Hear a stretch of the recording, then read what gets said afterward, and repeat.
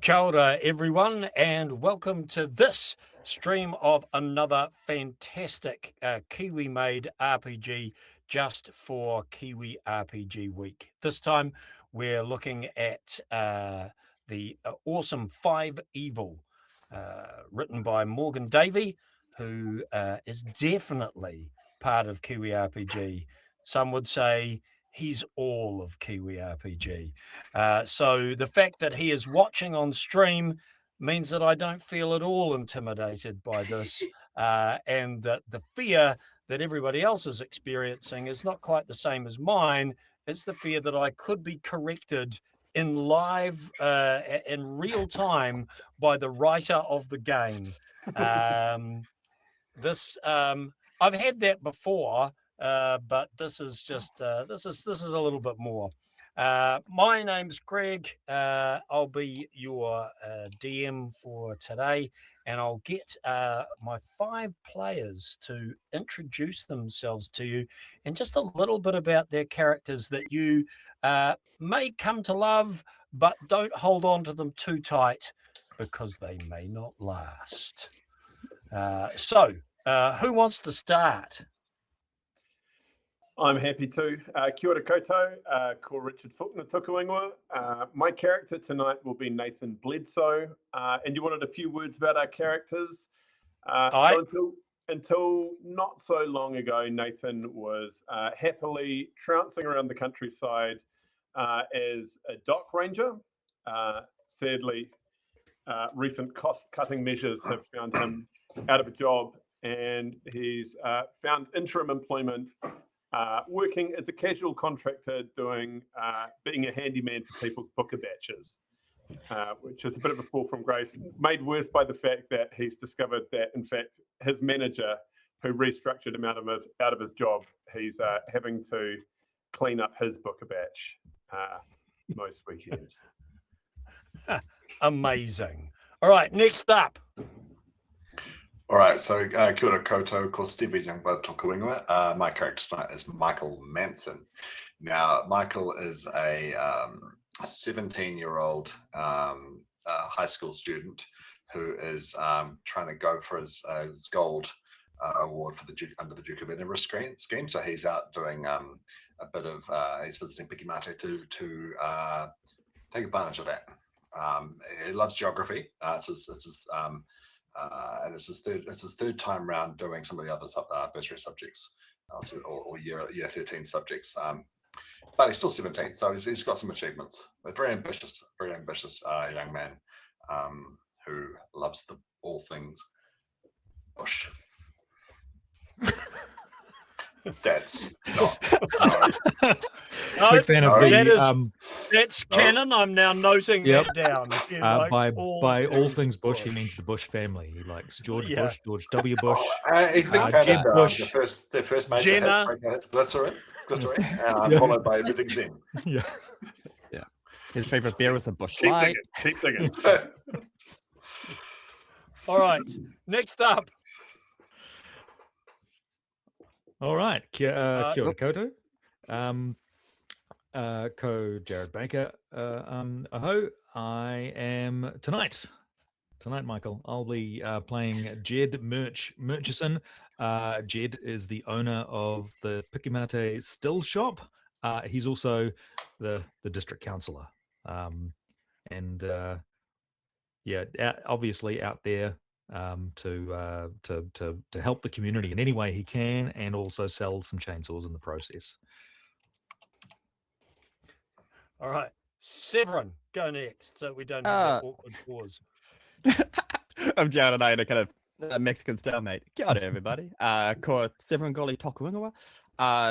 I'm playing a character that the residents of the small town only know as Moondog. They're not convinced that he has a real name. That's just what they call him. And something I'm convinced of is that every small town inexplicably has a crystal shop for some reason. So he is the owner and operator of the Crystal Cavern for all your crystal needs. He kind of keeps to himself a lot. He goes on a lot of walks. His best friend is a cat named Steven who wandered into his store one time. And he is generally uninterested in the affairs of the small town and the people within it. All right, and last, Jules, take it away. Hey everybody, it's your girl Jules from NZ, and tonight I will be playing, by the way, she, her, and kia ora. I will be playing Aroha Williams. I am the local owner of the Sweet As Bakery, obviously where everybody gets the best mince and cheese pies in town. And in her spare time, because obviously bakery duties are mostly done by sort of after midday, she hangs out around the local school.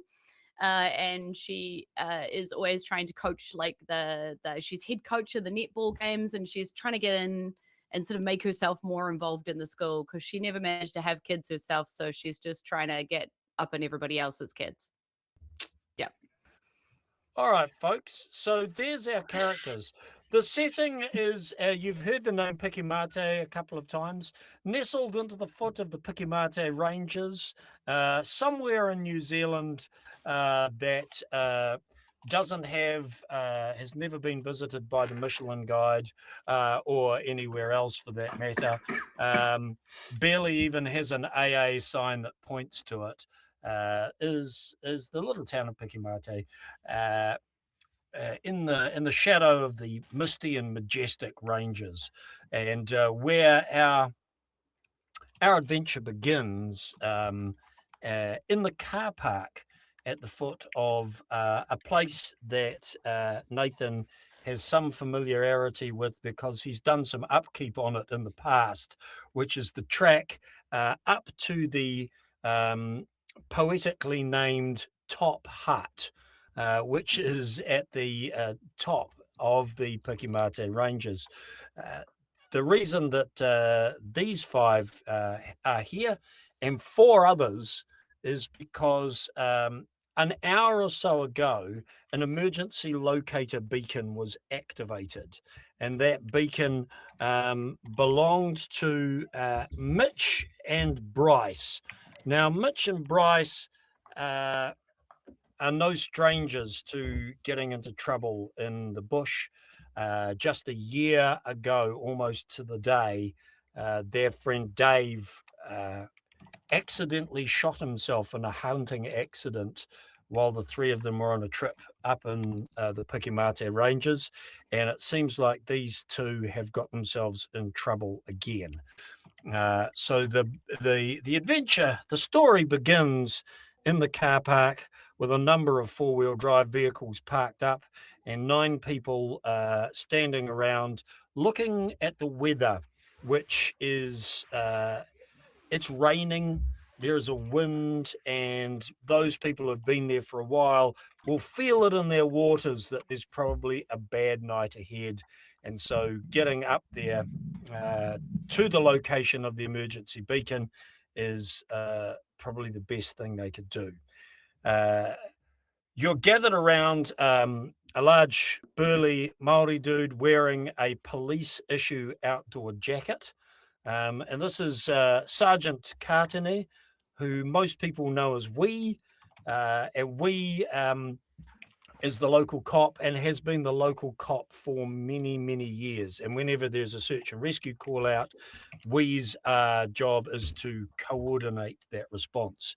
He's there with some other locals, Tony, Barbara, and Duncan, who are all other members of the community, retired farmer, a stock agent, and somebody who nobody's quite sure what he does, but he seems to do a lot of fencing, some building, that sort of stuff.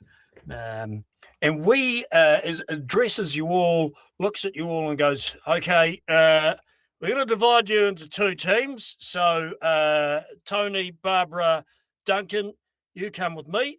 And then the rest of you, Moondog, Nathan, Aroha, and of course Merch, look, somebody's going to have to take the the Duke of Ed kid, so he can go with you guys. I can't remember what your name is, but whatever Michael, sir. Moondog tries, don't take what Moondog gives you. All right, you're not going to have any of his special scroggin. And I will be piss testing you, boy. All right, you understand that? That's going to be happening anyway. So I hope everyone's packed for the night, because I reckon the weather's going to close in. So what'll happen? We'll go up, we'll split, take an east and a west. We'll get to the locator beacon. It's going to be a little bit more of a hike, Michael, for you lot, but then you're younger than most of us. So there you go. You notice that we also, for some reason, he's not wearing any other police issue gear apart from his raincoat, but he does have his taser, which he sort of realizes that he's wearing his taser and sort of looks a bit embarrassed by it and goes, the missus made me take the taser. I don't know. Anyway, I'll use it on you, Michael, if you touch any of Moondog's special scroggin. No, just kidding, mate. Any questions? Come over here, Michael. Come stand next to me. Yeah, you think you might need the taser, mate? Seems. Oh, no. The missus just makes me take the taser everywhere. Like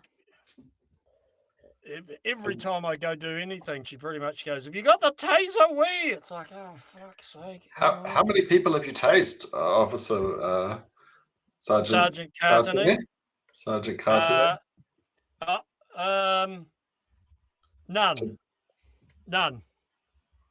Oh. No, You do know how to use it, right? Oh yeah, pretty much. You just pull it out. You go taser, taser, taser, taser. You point it at them, you pull the trigger, and it kind of goes into them and drops them like a sack of shit. I've seen that on YouTube. It's awesome.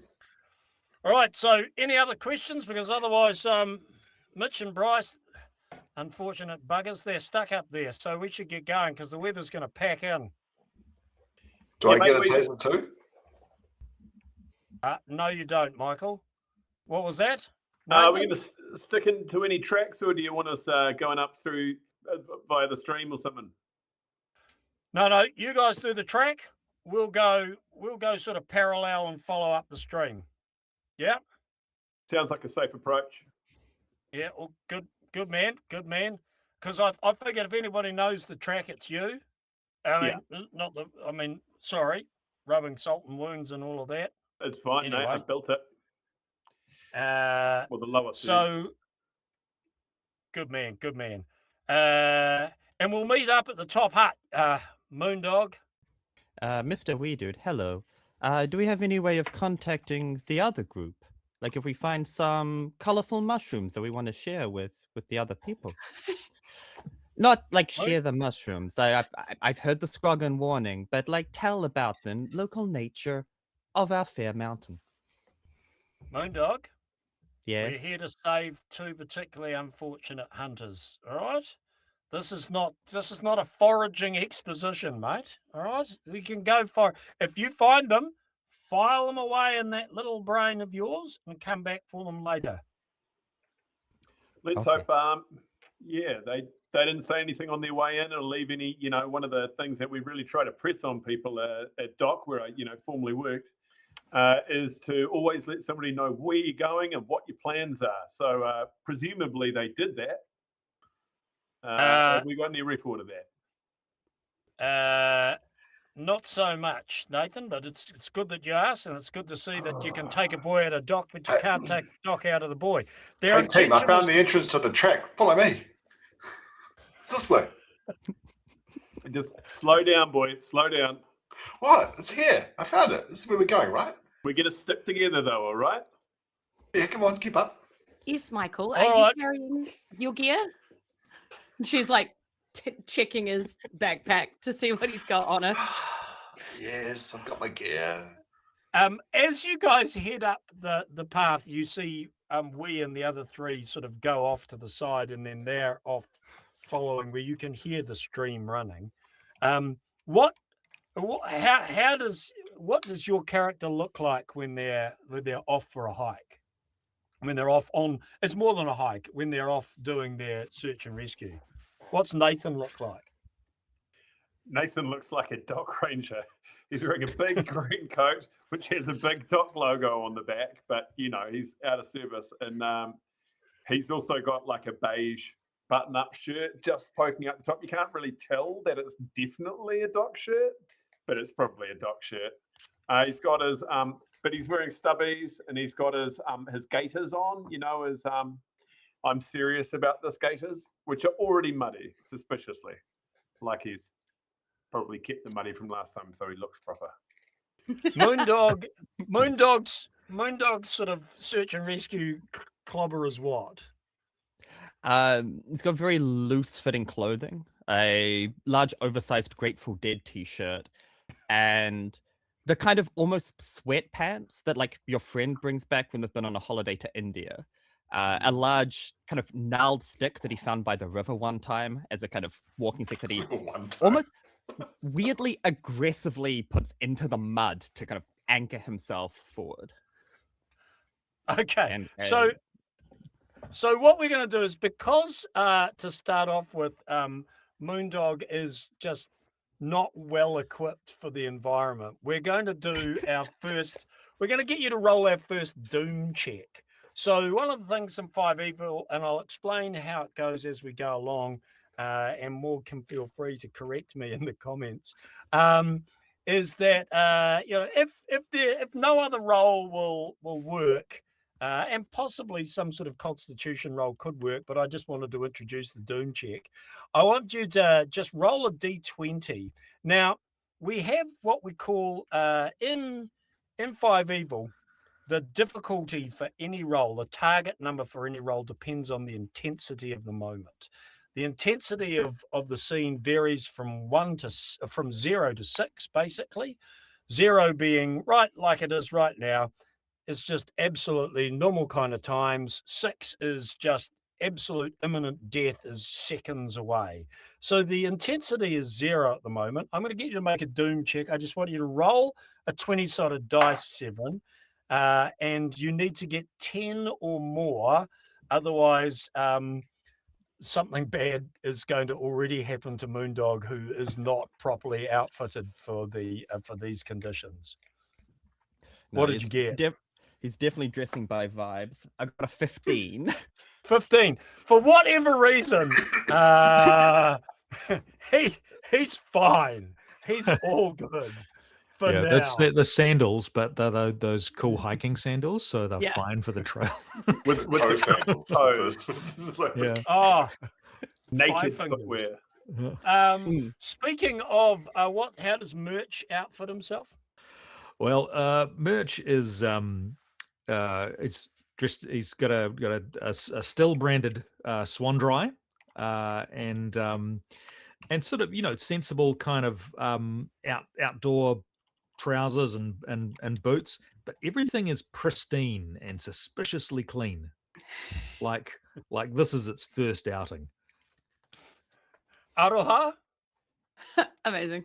Aroha dresses like sort of a mum on the sidelines, like you've got the downy puffer jacket, the beanie, the fingerless gloves. I've got a whistle around my neck and a clipboard in my hand. The clipboard has like a map that's just like a pamphlet of this area, but she's like looking at it like it's a really like a topography map, but it's actually just like the tourist map of the trail. And she's like, we're all over this. Yeah. And Michael. Well, Michael's wearing he's got like a he's got a couple of layers. He's got a long sleeve like thermal, and he's got long sleeve leggings, but he's wearing shorts over the top of them. He's got boots, but he's also wearing a school blazer because it's Duke of Edinburgh. And he feels like he needs to represent the school. So he's a bit of a sight. All right. So you guys head off up the track, and as you go, Nathan, you'll notice that since your your restructure, nobody seems to have maintained this track. It's, the bits of chicken wire that have been put on the steep parts to try and hold things up. Some of them are coming up, some of them have completely lifted. It's a bit of a shambles. And you guys make your way up as you're going for that kind of first hour towards where the emergency locator beacon was going, which is not far off the track to the top hut. You hear the sound in the distance of a stag roar. It is, of course, the roar. It's hunting season, and you hear one of those. You also notice that the weather is getting worse. The rain is now coming basically sideways, even through the bush, at you guys. What does the stag roar sound like? What does a stag roar sound like? Yeah. I don't have any I mean, we context. need to hear it to really understand it. Yeah, don't describe it. It's an immersive experience. This particular one.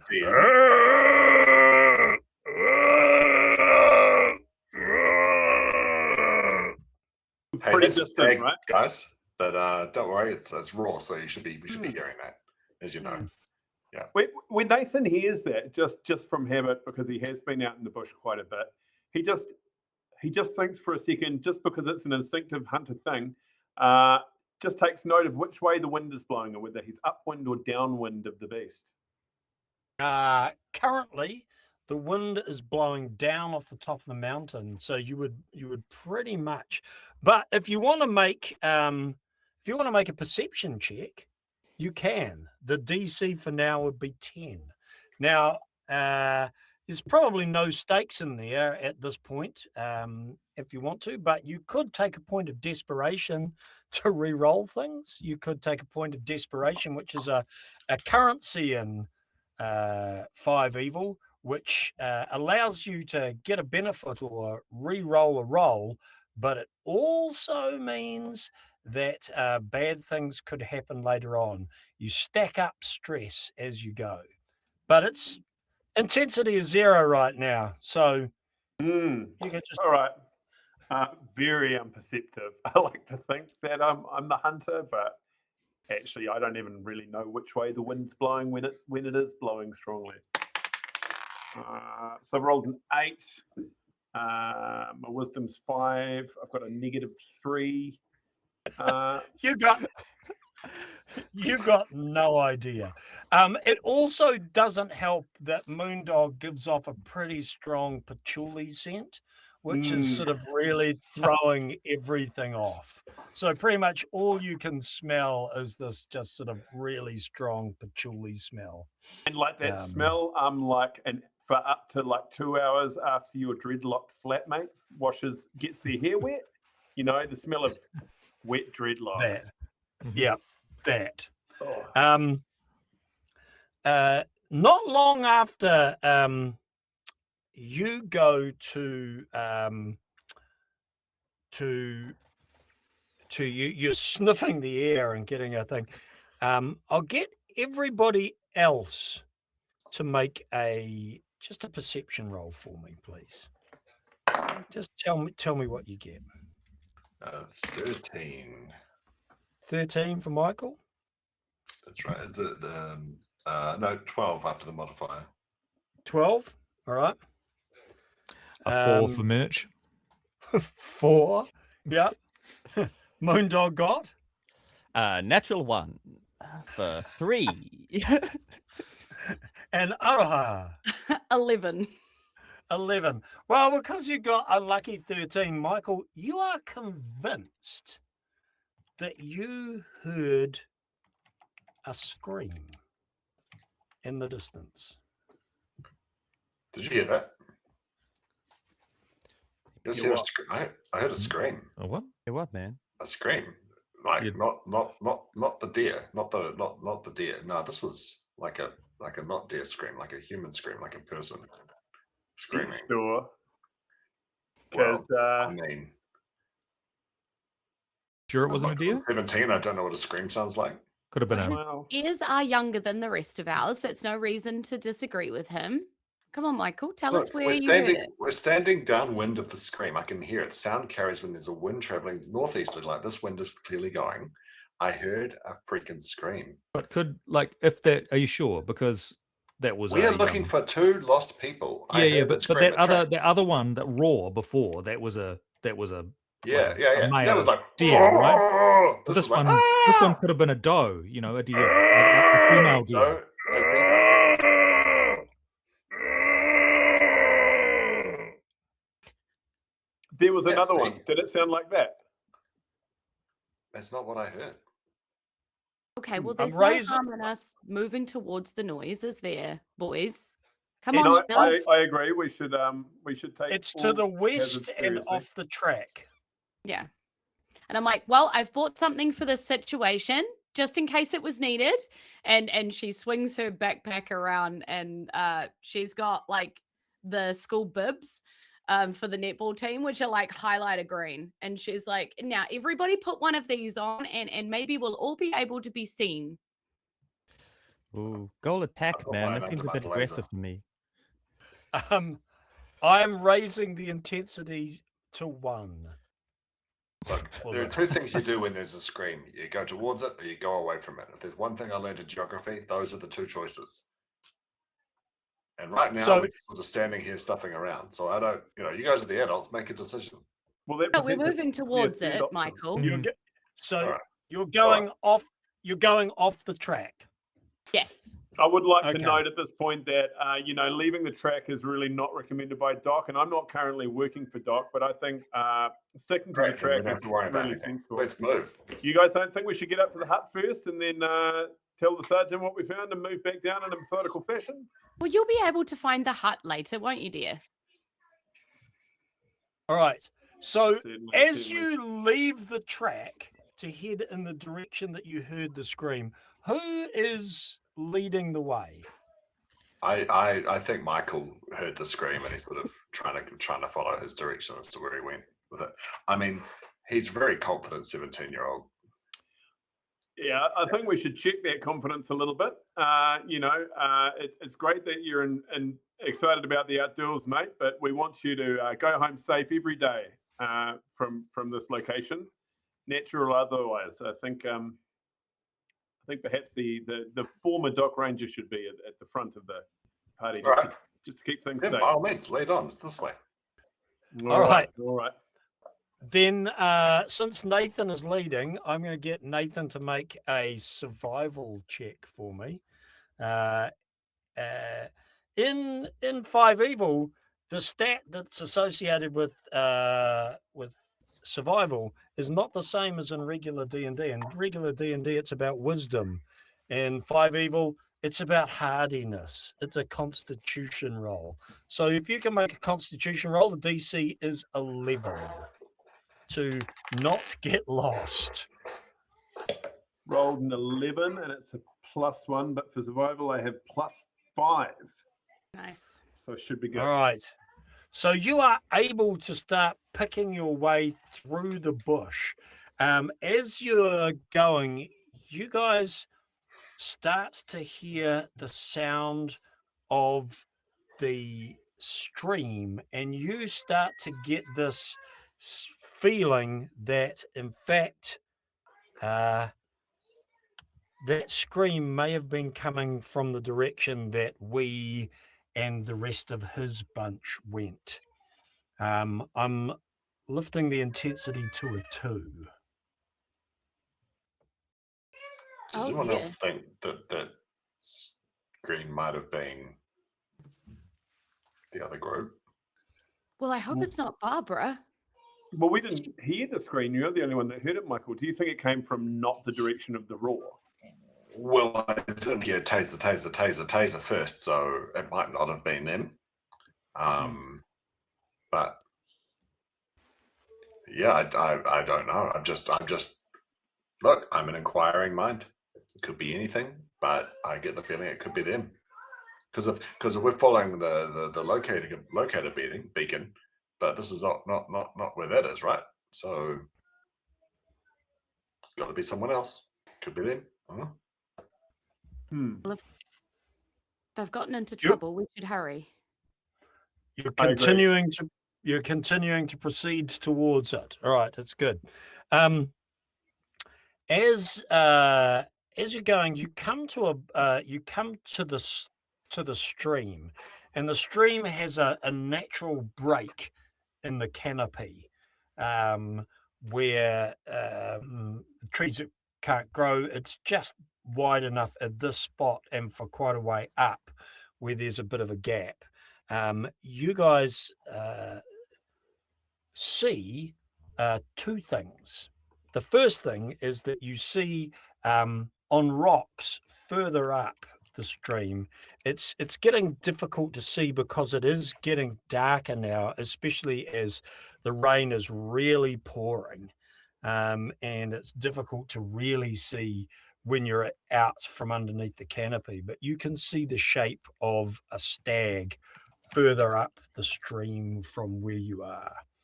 The second thing you notice is that there is some discoloration in the water, not far from where you are in the stream. Let's look at that. Look up the stream. Can you see that? It's a beautiful, mature male stag. A What's wrong with majestic the creature of the water? forest. Majestic, beautiful. God, I've missed that. It's pretty cool deer. And look at this. If you look down at the stream, you can see where the stag's been walking around in the roots. This really shows the destruction that these mighty beasts can ravage in the wrong environment, because they dig up the roots of the trees and that releases tannins into the waterways. And you can see that ochre red stain in the water. That's a direct result of the destruction of these noble beasts. Oh, Which, I thought there although was they're blood. That's a relief. It's not going to be blood, mate. It's going to be tannins. That's just pure tannins, mate. Tannins looking like blood. That's good to know. But In we the should keep meantime, them in a glass of wine. Ado has like reached her hand into the water because she's been like, what's wrong with the water? Like she's kind of half listening to what they were doing. She pulls off her glove and sort of sticks her hand in. When she puts her hand into the water, it comes up and it's red. I'm like, are you sure it's tannins? It doesn't really look like tannins. She also touches something soft. Tannins are usually less thick, but some dense tannins. I will pull out. Do tannins normally taste like blood too? Michael's got Yeah, it in hand. I will pull out whatever I feel. Like Jules isn't happy about it, but Aroha's going to do it. She's going to pull up whatever that soft thing that she feels and pull it up for everybody else to look at. It looks like a lump of meat. Oh, cool. It's a lump of meat. I see them all the time. That seems to be wrapped in a bit of torn Gore-Tex. Yeah. I look at them all, like, and there's definitely a moment of like sheer kind of anxiety, panic before she sort of throws it. Just trying not to drop it into the water in case we need it, but like does not want to hold it anymore. Whoa, man. I mean, kids do come up this way and feed the tuna, but they're not usually dressed. There is. I reckon you should probably put that down.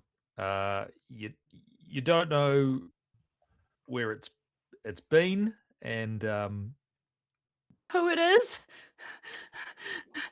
All right. So Michael rips a little flag off of his bright green vest and makes a little marker so that we can find the spot again with the Gore-Tex meat. All right.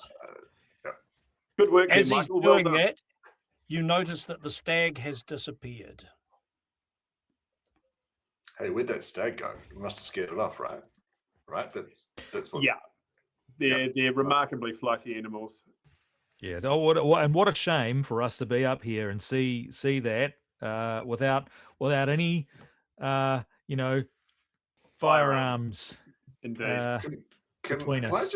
Can I check my recollection? Was anyone wearing Gore-Tex in the other party? Make a knowledge/recall roll.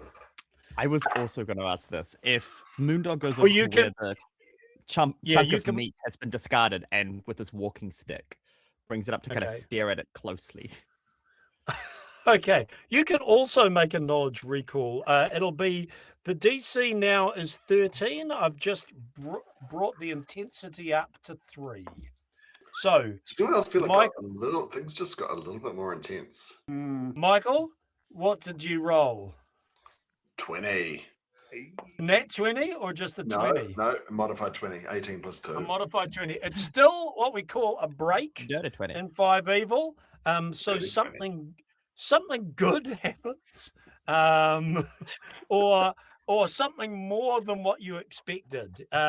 You do remember that yes, somebody was wearing Gore-Tex, and yes, it was Duncan, the fencing contractor. It's this particular color of it. It was his. He was wearing that color of Gore-Tex. Moondog, what did you get? I got an 11. You got an 11. It looks like meat wrapped in Gore-Tex to you. Is Moondog a vegetarian? Moondog is strictly vegan. Yeah, then it's just gross and yucky, and you don't really want to be looking at it or touching it. I mean, the meat industry hey. these days, wrapping meat in whatever. Does anyone else think this might be Duncan? Like part of Duncan? Like, did he? What? Duncan? This is. What makes you say that? This is He was wearing this. Duncan was wearing this. He was wearing meat. He's wearing Gore-Tex, you Nimrod. I mean, they didn't come up He this was- way. Nimrod is what 17-year-olds are calling people these days. What do you want from me? Guys, the roar. Jeez, is that sounding closer? Is that a stag or is that a? Anyone else think that might not be a stag? I think given your amazing perception skills, you should roll and see if you can work it out. Anybody else starting to feel creeped out by that stag? That was a 16 minus 3, so I guess it's a 13. 13, yes. That which is what you needed, given that the intensity is 3, so the DC of all rolls is 13. So it is definitely closer, and it is on your side of the river. I would like to move now. Are you going across the river, or what direction is Aroha going? Towards where the others were going, I think, because in her head, like if she can just see Duncan, fine, or like, you know, they've clearly had some kind of an injury incident that she needs to go and be part of dealing with. So she's trying to move towards wherever they were going. Okay. Are there any blood splatters around the side of the river? Make an investigation check for me, DC 13. Oh, investigation. Look, That's right. there's one thing- That is a 13. A 13. There is definitely something splattered on one of the branches of one of the trees, or on the trunk of one of the trees close to the river on the other side. So, if there's one thing that Duke of Edinburgh teaches us, it's about service. Someone needs help. Duncan, I think, has had an accident, and we're the closest people that can help him. We need to give aid. This is like the giving back badge in the Duke of Edinburgh that I got already before this. Helping, service to others. I've got to go. We can't not do this. We can help them. Well, I agree, but I think we should move as a tight party. I just want to note that while there are majestic and beautiful creatures, if they do feel threatened, they have been known to attack people, and they can be dangerous. Great, then keep up, Nathan. So are you How are you crossing this river? Are you belting across it? Are you crossing it slowly? Are you using correct Mountain Safety Council approved technique? How are you doing That one. Yes, I think we should at least link arms. Mhm. I've got a rope. We can. Right.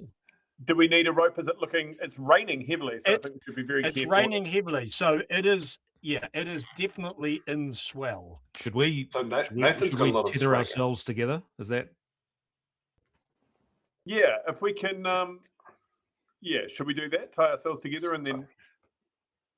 Yeah, You've well, got I meant to say Michael's got a lot of swagger, like he's a lot of unfounded confidence. So he thinks he's good at handling this. So he'll connect arms, but he'll do it loosely, right? So he's joining it. He wants, like I want to do it, but I'm. Are you going to rope yourself? I guess we connect arms, but we also kind of have the rope underneath our arms, just in case something happens. We can grab the rope. I'd recommend winding it around your forearm as a good method. Yeah. So we do that. Yeah. So that we can let it go and not be tied together if we need to. All right. So because you're taking appropriate precautions, I'm not going to make you roll for this particular thing. I think that it probably needs to be less about the dangers of cold running water and more about the dangers of other things. I don't think the horror was the environment we met along the way. So you guys pick your way across, and you can see that just not far from where you are now, you can see that there is a little bit of a clearing. You can just make it out that the bush thins just beyond where you are at this point. Yeah. Should we head up to that clearing? Yeah, I think so. I think that's yep. I'm keen. Do we still have the blood splatter marks, or have those ended? No, there are more. Yeah, let's follow the blood. Classic strategy. Yeah, it just occurred to me, guys. We're going towards blood splatters. That's how you know who's injured. That's how you know where to find them. I mean, this is what we're doing, right? We're here to search and rescue. We're here to rescue someone. people. Yeah. Okay, man. God just bless making your sure that willingness to lean into the stupidity of this all. So long as we're being safe here, man. Like we're going towards We're keeping an a eye possible out. danger. We used a rope and linked arms while crossing this full waterway. We're safe as a house. Who is going first? I think Michael's probably edging first. Like he's not impatient, but he's keen to help because that's why he's there, right? This is as part of the service badge. So don't get too far ahead, though, young man. We know there's blood. We don't want you to find anything you might regret seeing. No, I think Michael's a scout, so he's just up at like a couple of feet ahead. He's not too far, but he's just watching for blood. He's following the blood trail. Michael gets to the clearing. What he sees is enough for me to raise the intensity to a 4. Well, I found the clearing, guys, but it's intense. Really clear. What you see is Uncontained. strewn around the clearing is camping gear, tramping packs, part of a tent, some billies, what looks like spare clothes. It's been thrown everywhere. The ground looks like it's been torn up. There are also and the rain is, because this is a bit of a clearing, the rain is really obscuring the vision when you first get there. But there are also a number of shapes that you can't immediately identify as camping gear on the ground in the clearing. There's a Michael, real man. mess up here, team. Yeah.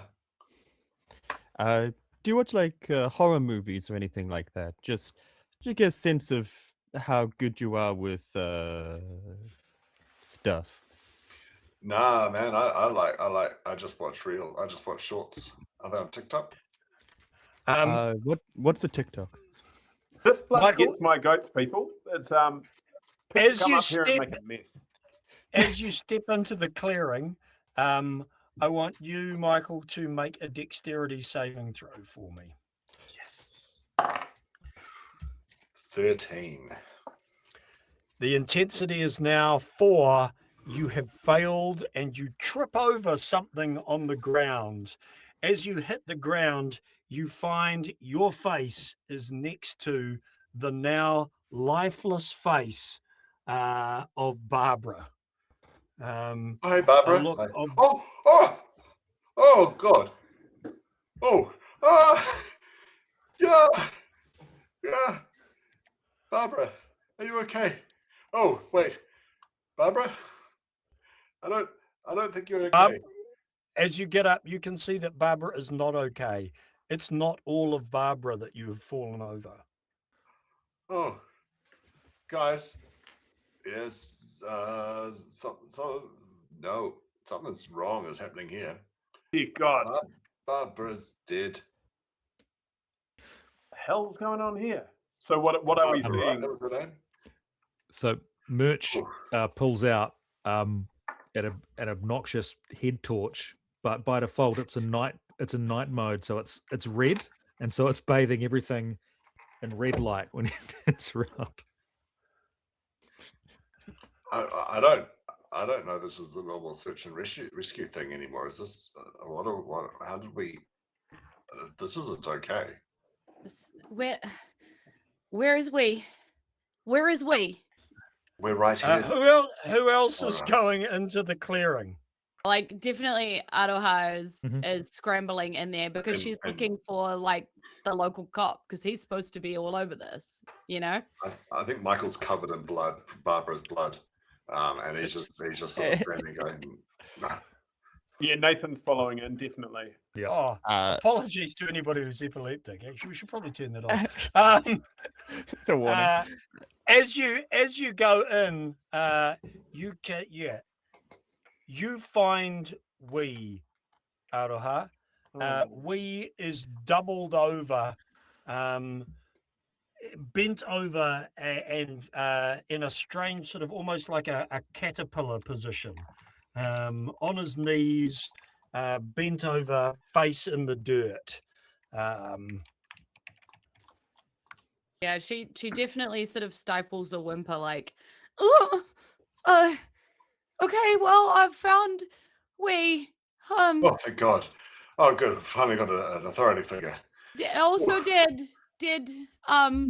and she's sort of looking for the taser to see if Okay. he like got it, got a chance to get it off or like, Make an investigation check for me. It is an intensity of 4, so your DC is 14. Okay. Well, I rolled a 15 and I have a -1, so 14. You find it's in, so he is doubled over to you can see it's gripped in his hand, which is underneath him. To get at it, you're going to have to tip his body over. Okay. Give me a hand. Somebody give me a hand. Yeah, do you need a hand? I can give you a hand. Yeah, I Bloody need. hell, what's happened to him? I need. Well, whatever it was, he was trying to attack it with the taser, and I would just feel a little better if we had the taser. So Yeah, let's get the taser. Come on, let's get him rolled over. yeah, and she's trying to like shoulder kind of barge way over. He falls over, and you see that the reason he's been doubled over is that he has been disemboweled. And Michael vomits. Yep. All right. There's That's a whole fair, man. point where she tips him over and everything comes spilling out then, right? Yep. Great. Great. Can Moondog kneel by the body of Barbara? Maybe moving Michael out of the way a little bit, just back him up, and see what injuries caused this. Barbara's chest has been torn open. There's the problem. Something has torn, and the lower half of her body is not there. Oh god, guys, quick, put her in the recovery position. Oh, As just you're panic. doing that, there is a crashing from the bush. Something large and heavy springs out, and I need all of you to roll a doom check for me. So just a straight roll, because whoever rolls the lowest, bad shit is just about to happen to. Cool. Cool. Amazing. Okay. Incredible. I got 12. Oh, dear. 12. I got a 10. 10. Nathan is currently in line now. Moondog got a... Nathan, I got you, man. I got an 8. Oh, Moondog is now in the sights. Merch got... 5. Oh, this is amazing. No. I have just accidentally managed to count down. What did Aroha get? Well, I'd love to tell you something different, but actually, I also got a 5. wow. Oh, Then bad things are going to happen to both of you. Of course. Great. I feel great the same about bad that. thing twice or half a bad thing to each? No, something bad happens to both of you. I'll make a roll for this just to see. You've been hit by something to see whether it actually does any damage to you. Is it a These smooth things criminal? also have to deal with the intensity. It knocks Merch over and knocks Aroha off your feet. Both of you, because of the position you're in, all you see is these spikes sail over you as you are both knocked to the ground, but both of you are going to take some damage from being knocked to the ground. Both of you take 2 points of damage. The folks that are listening and watching in on the stream or who'll be watching this later, the thing with 5 evil is you go, 2, that's nothing. These people are squishy. The average hit point level amongst these 5 is 11. So something has knocked the 2 of you down, and then there is crashing in the bush, and the shape has gone. Intensity is 5. Whoa, guys, you guys guys, okay? I'm going to put you in the recovery position. Just lay there. It's okay. Just tilt your head back. Yeah, Nathan rushes Nice. over to help them up. Rushes to Jules, maybe. Was right with her. I got the intestines on me. I've got the taser. Whew. I don't think Michael should have the taser. What the fuck was that? What? I think that was a deer. I think it was a deer. A big deer. Some hooved beast. This doesn't make any Deer, sense. Moondog. These bodies were like disemboweled, like stabbed, like with something sharp and pointy. There is a cracking noise from above you, and something falls out of the tree and lands with a thump in the clearing. Please tell me that it's Oh, my days, not another one. Is it Tony? It's Tony. Oh, Tony. All right, let's put him in the recovery position too and figure out what we're going to do next. You know, I'm not There even isn't sure a it's called the recovery. recovery position anymore. Okay, There guys, is- I go guys, check for Tony. I check for Tony's pulse. Yeah, what's happened to Tony? Is Tony? Tony has no pulse. Tony has also been gored in multiple places. Hey, I don't know if this is a search and rescue anymore, guys. Yeah, no, I think we should all get together, guys. Let's form a bit of a pack, shall we? There's something going on here. Should we get together back to back?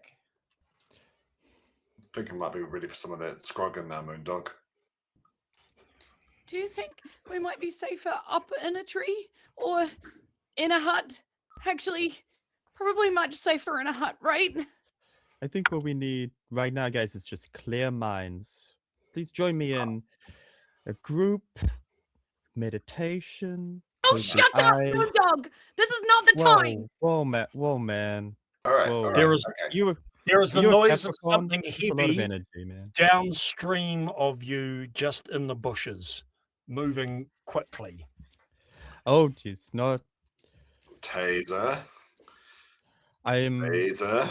liking this Michael's idea of going back to back a bit better, so we can right. see all of We've- the nature around us. I think Guys, we I need think to we get should back to also the road end. and consider the wind too.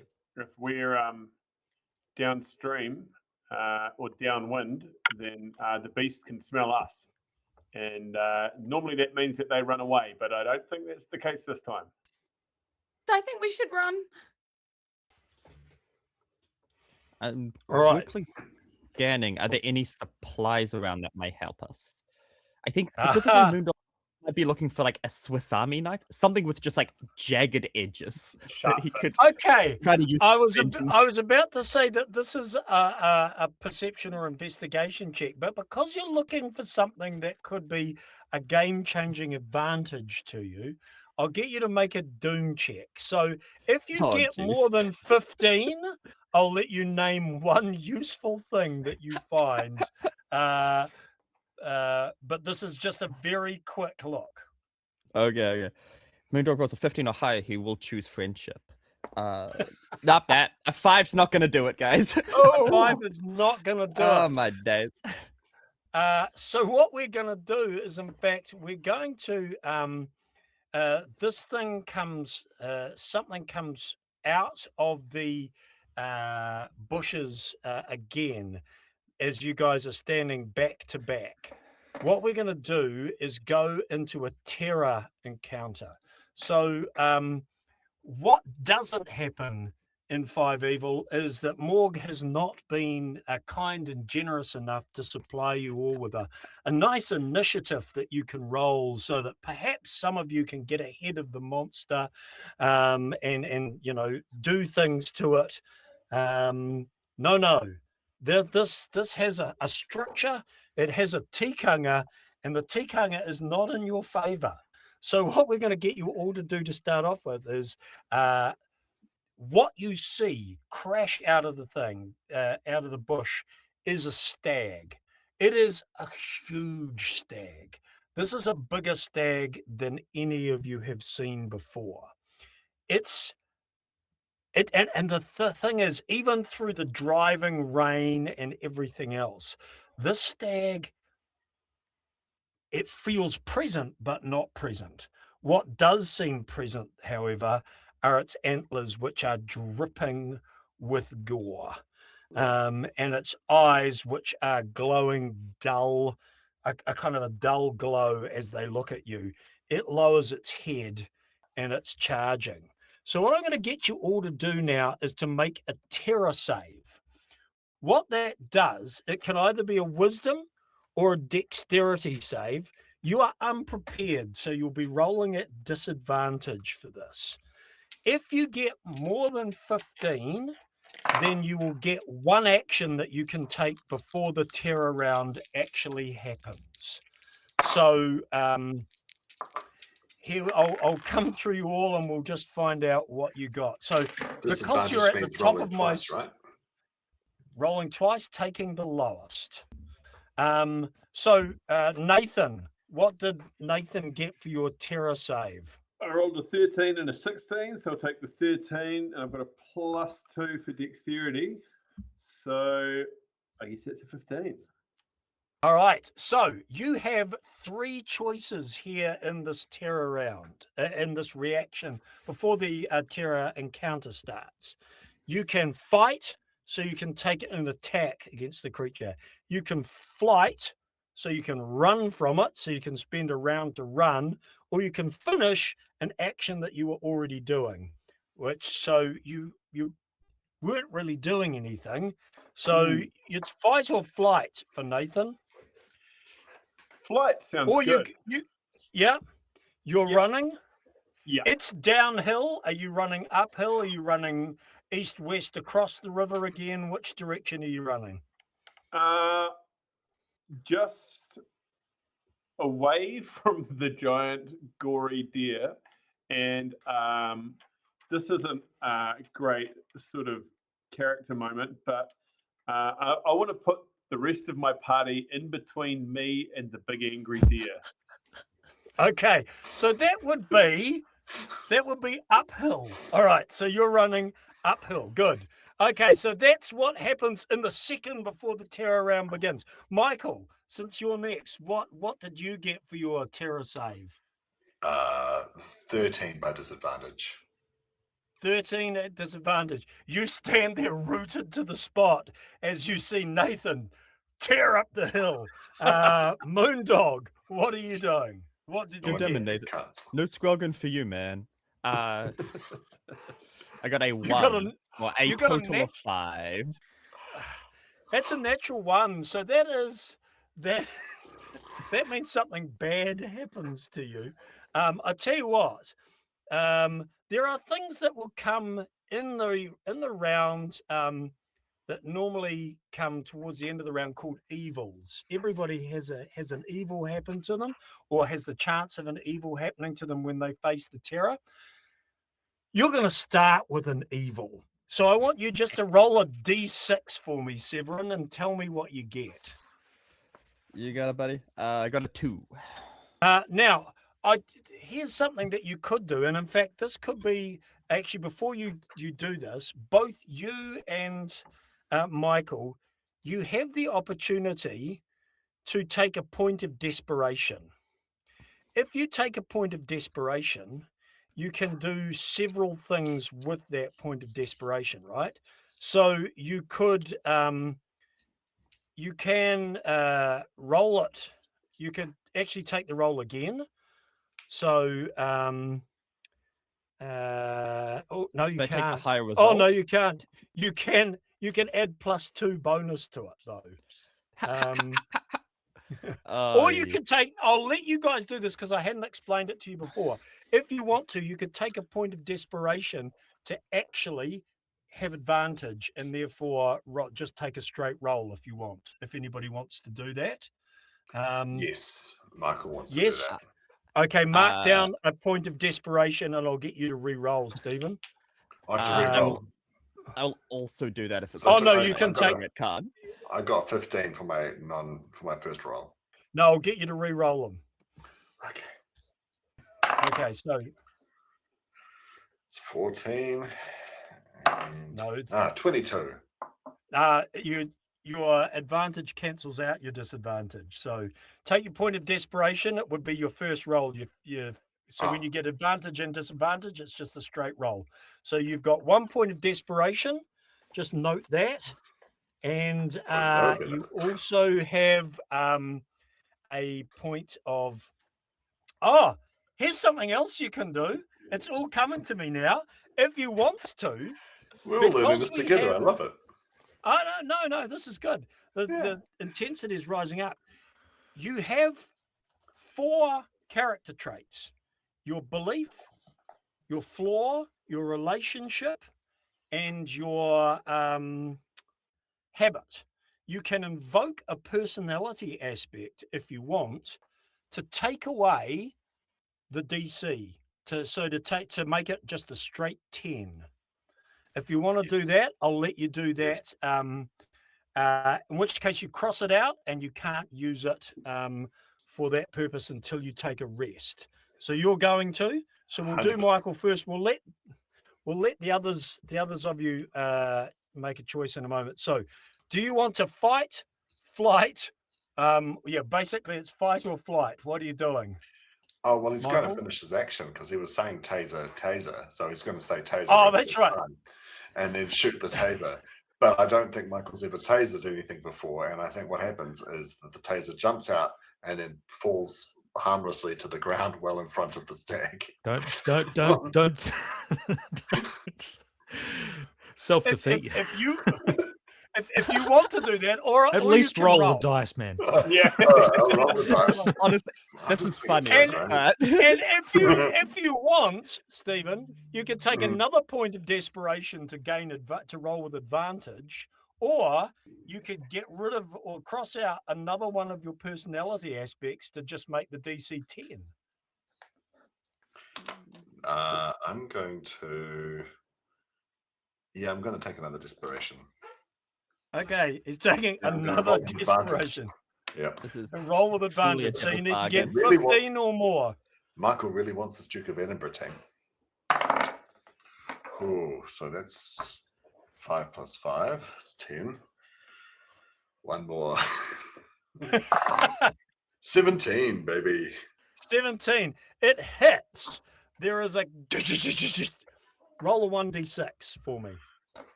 6. 6 points of damage. It does not knock the thing to the ground, but you see a flash, and you are now, the taser is in your hand and the cables are in the creature. We'll see what happens with that in a moment. Right, Moondog, I don't think we get. What Hello. do you want to use a personality aspect or anything else like that? Are you happy with what you've got? I will use a point of desperation to try to undo the nat 1 if possible. Okay, yeah, so just roll a straight roll for me.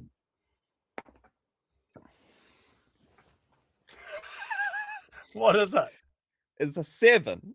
So it's at least hopefully avoided an evil, but Yep, you did. For now. For now. For now. All right. And this so, goes into dice jail. and with all of this new information, we're coming down now to merch. Do you want to invoke one of your personality aspects, or take a point of desperation, or both? I'll take a point of desperation to All right. re-roll, because otherwise I was looking at a 12, which Okay, make a roll. wasn't good. Roll again, Okay. just a straight roll. It's a dexterity or wisdom. Net 1. Okay, this time I'll get you, Jared Baker, to roll a d6, please, for merch. 4. 4. Ooh, I'm going to look at my list. I can't read it there. Let's have a look. D4. Often you're supposed to choose them, but I like the idea of random cruelty at this particular moment as an evil is going to happen to you. It's a 4. A disaster. Something useful is damaged or dropped. In doing it and trying to run away from it, you turn your back to it and your backpack is ripped away and flung by the flailing horns of the stag. You no longer have your backpack.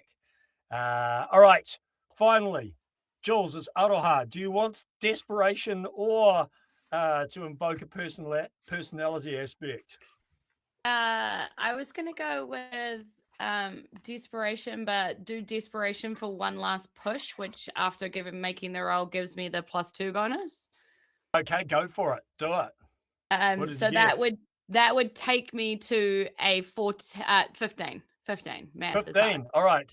So, do you want to fight, flight, or was there an action that you feel like you started that you want to finish? I think seeing everything that's about to happen, I want to dive for the taser that's on the ground. Well, the taser is okay. The taser is in Michael's hand and he's fired it. It is okay. Sorry, I was listening to the on the ground part, and I was like, no, not on the ground. Okay, great. Yeah. So then, if that is the case, then yeah, I'm running. Same direction as Nathan, or in a different direction? Did Nathan look like he was running towards like top hut kind of ish direction? Yeah, he's running up the hill. Yeah. Then yes, because I was like, let's go to the hut, because the hut seems like a good place to be away from stag antlers. So all right, awesome. Okay, so now that you've made your save, we're into the terror encounter, and this is where things start to go not so good for all of you. So This is the creature acts first. So he goes first and he's going to it's going to go Michael, because Michael fired a taser at it. It is enraged, and it charges towards you. So this is good. It has at least 10 feet of space. That's good. Michael just straight away says, I'm sorry. And it hits. So it's going to do some damage to Michael, quite a lot of damage. Its antlers are down, and it does 6 points of damage to Michael. Michael, what's your hit points? Your maximum hit points? 12. So it's done more than half. So you now have the wounded condition. And that's not good. Also, I want you to have some suffering for me. So suffering is, I want you to describe what the antler does to you, or the antlers when this thing hit. How do they wound you? So they actually get me right in my diaphragm and knock all the wind out of me. And I'm really angry. And then I realize that I have a giant hole in my leg. And that my leg is now is just my sort of shredded above the knee. it's just I think half your hit points. And also my left arm is sort of a bit useless at the moment. And I think it's been sort of like my shoulder's been dislocated. Okay, that's good, because you'll be moving slowly at half speed, and all of your physical ability checks will be at disadvantage. Luckily for you guys, though, that is its turn.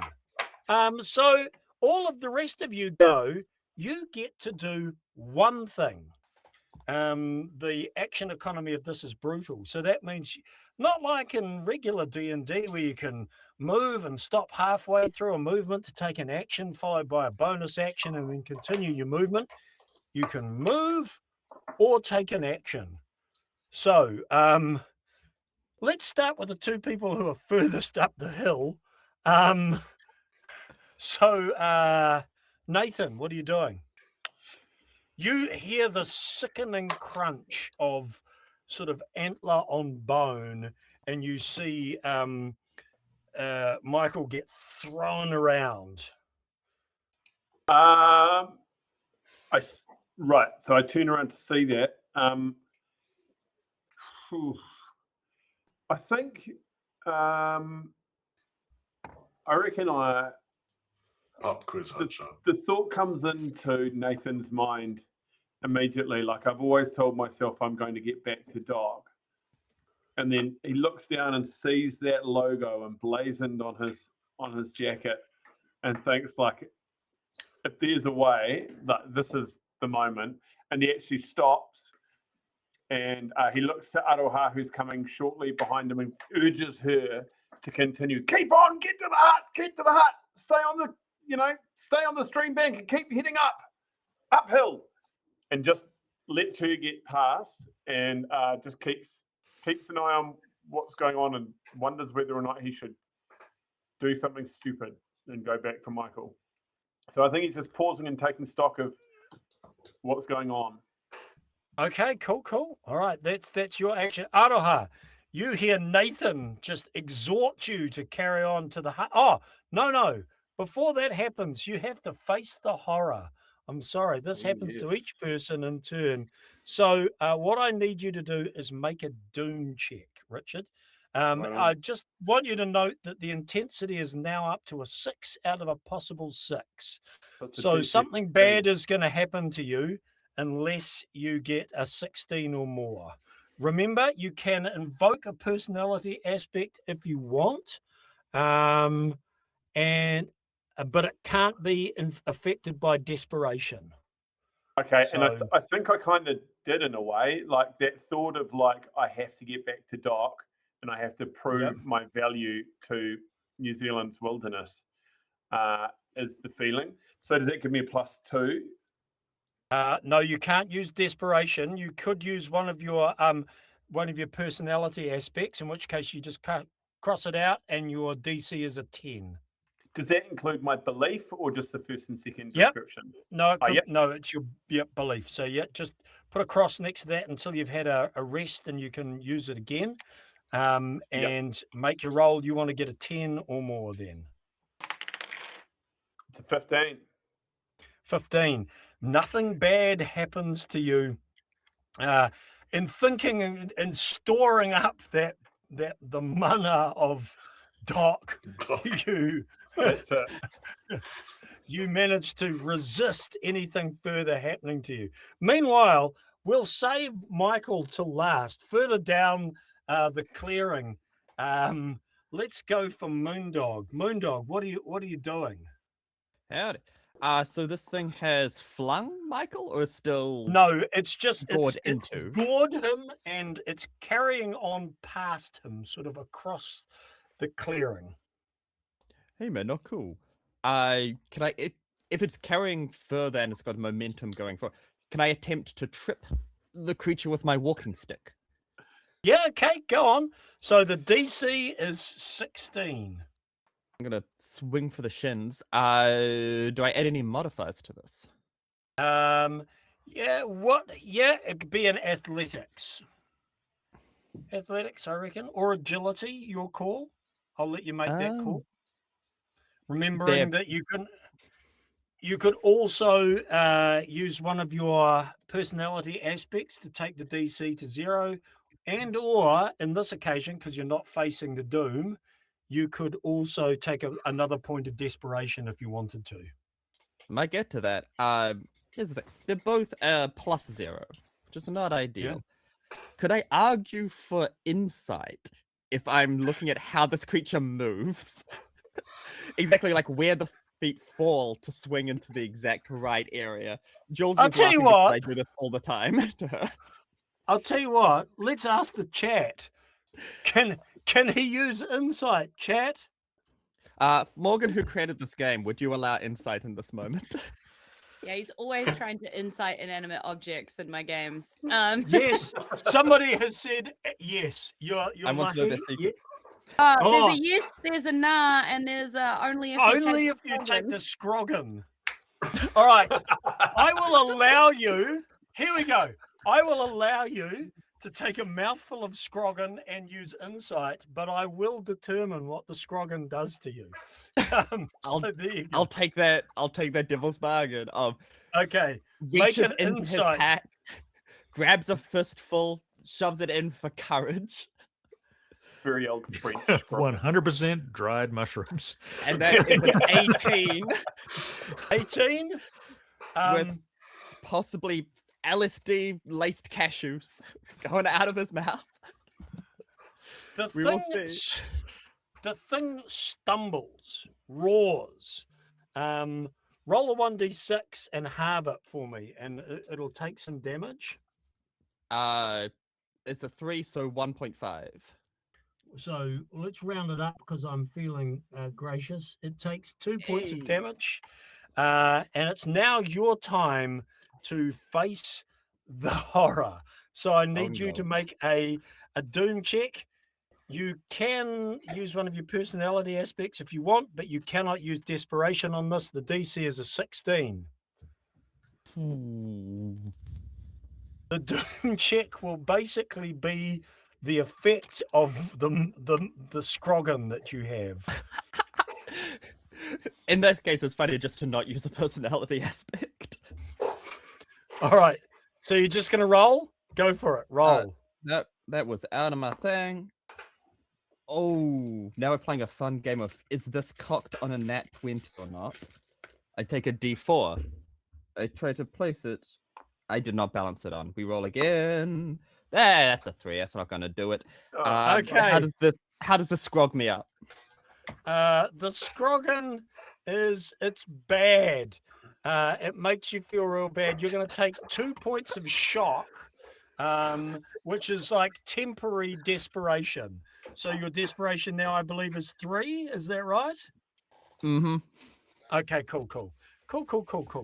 So that also means that if you roll a 3, a 2 or a 1 on the dice, it is a critical Been happening. failure. All Oh, right, no. so as you are seeing, all of a sudden, this is you're having this wild trip. All right, Aroha. Now, Aroha's gone. Merch.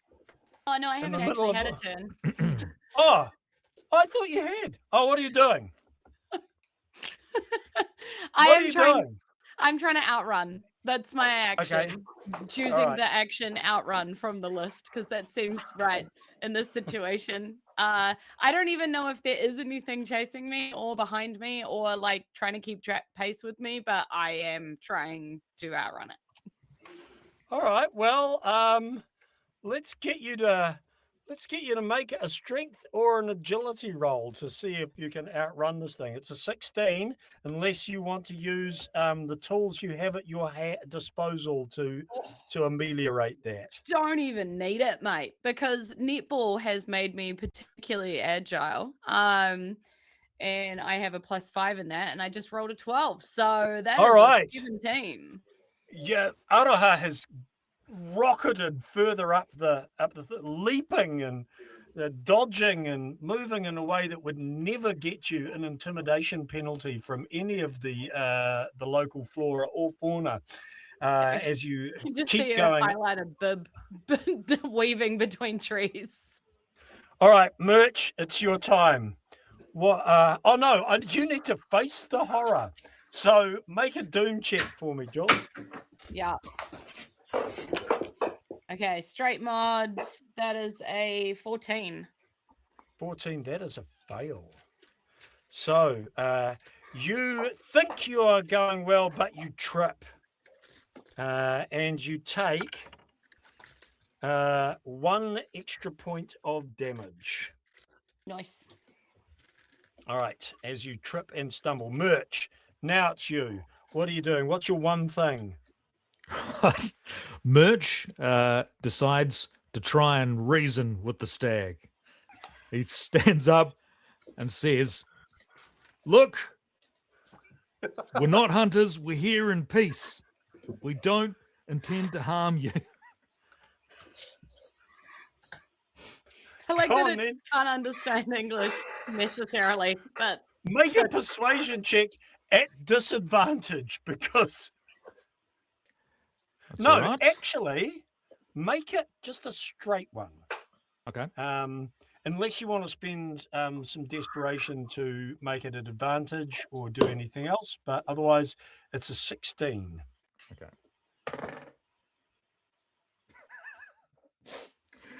It's a 12. It's a 12. It rolls to its feet after being, it looks over its shoulder at you and fixes you with a baleful eye, which leaves you take a point of shock. So that's some temporary desperation as you realize that it actually understood what you were saying. There was a look of comprehension in the eyes of the stag that leaves you shook. We come finally to Michael, gouged, torn up, bleeding. What's your one thing that you're going to do? I just keep squeezing that taser trigger. The barbs have now been ripped free after it fell on the ground. So you're just going click, click, click, click. I think so. I think he's in shock. Michael, well, look around, and I dive behind one of the bodies on the ground. I basically dive behind Wee, who's the cop, all right, keeping us safe in his day job. Okay, make me a doom check then as you face the horror. That's an 8. It's an 8. All right, so in doing that, you fall rather than dive on or behind Wee, you dive on top of him. There is a sickening squelch noise. Something pops out and you take a point of shock. So that's temporary desperation. Do I have And 3 or 2 now? I think I've got 3. you've got 3 by me. As that happens, the stag crashes off into the bush and disappears.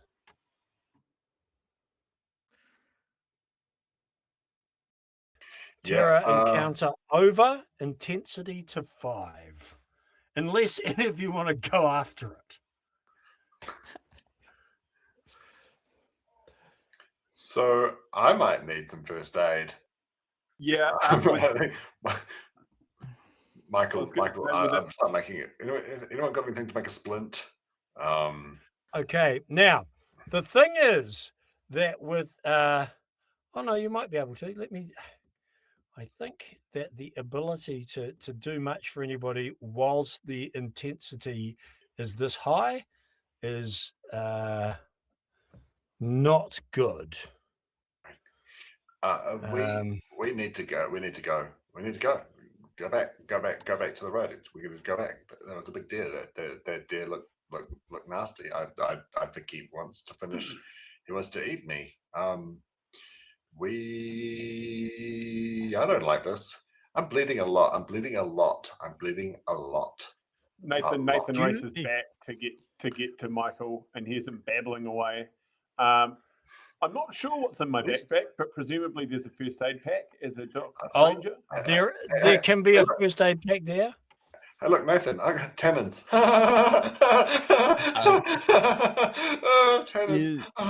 Is Moondog able to grab some like teared up raincoat nearby and wrap that around the wound to try to stem the bleeding? To be some Gore-Tex all ripped up nearby, right?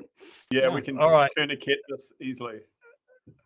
Okay, so here we go. You can in 5 Evil, you can make a first aid check. You can do it once per set of injuries. Once it's been given successfully. So I need you to make a wisdom check, Richard, for Nathan, and the DC will be a 15 because the intensity is 15 right now. Remember that if you wanted to, you could invoke a personality aspect to make it a DC 10, but you'd have to tell me which one of your personality aspects and how it would be applied to treating Michael's bleeding and torn limbs. Does it help the check if Moondog is assisting in this moment? Yes, it would be at advantage. That wouldn't hurt.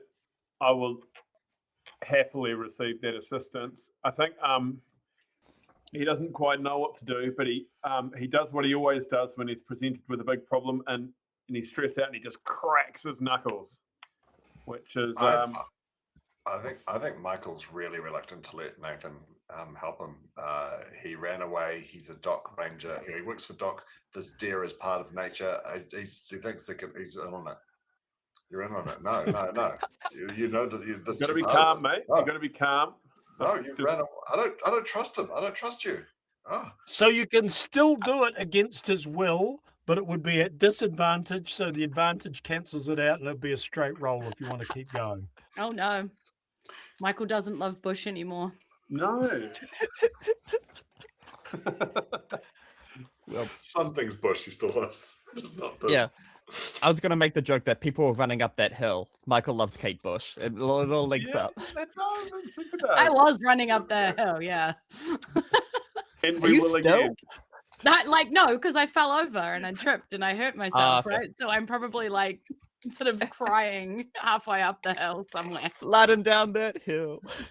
Yeah. I've rolled a 9, and what is it again? It's so 9, and it's a wisdom check. Wisdom, which is -3, so that's a 6.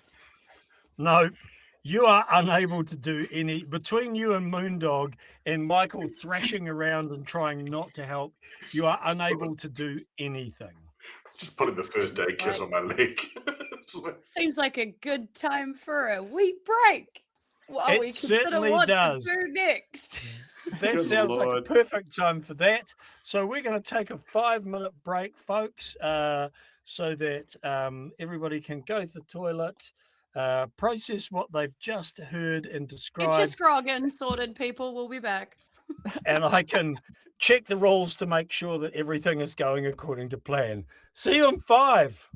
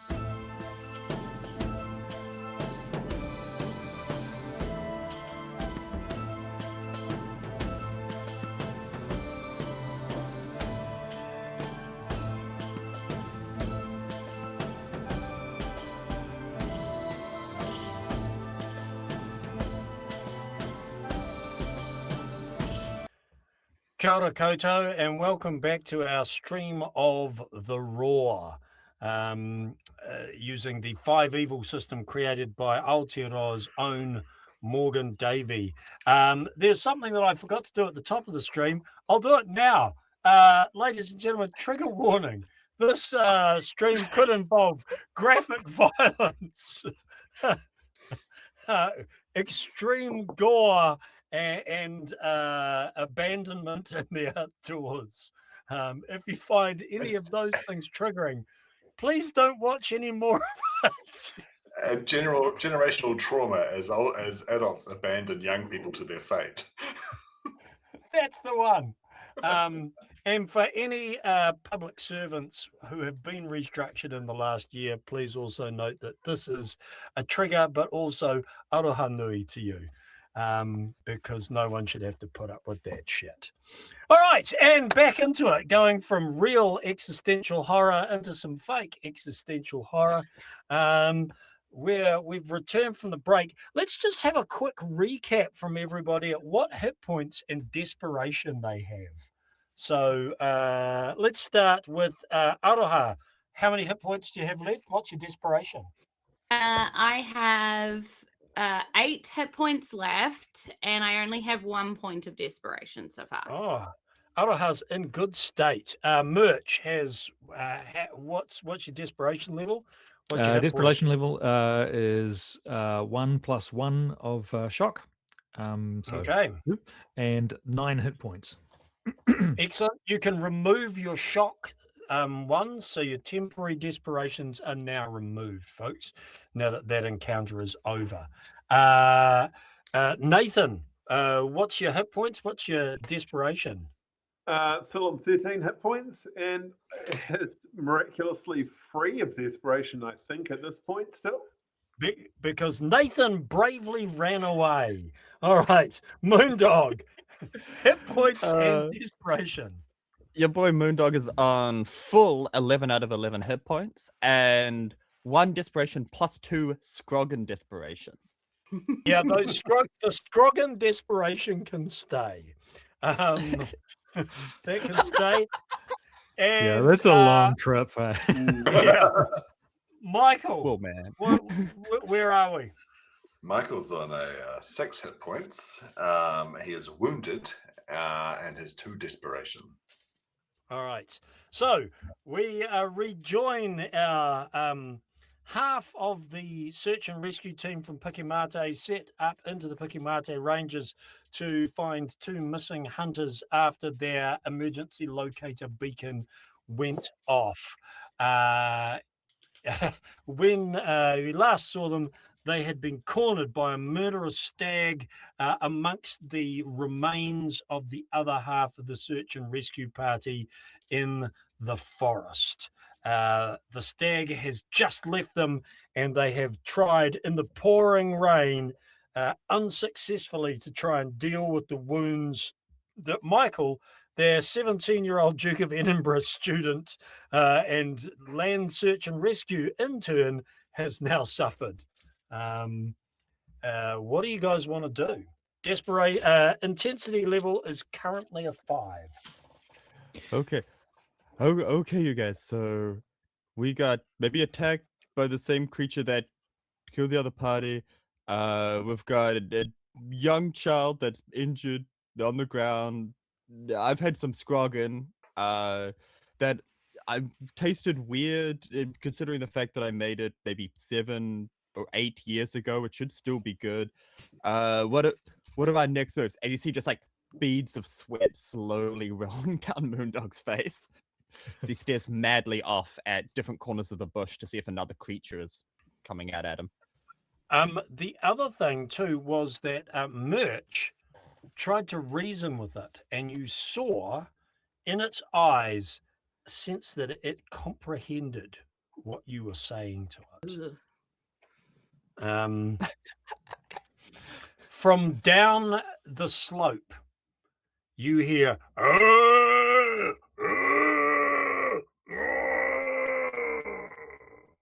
it's near. Coming back to finish me off. Guys,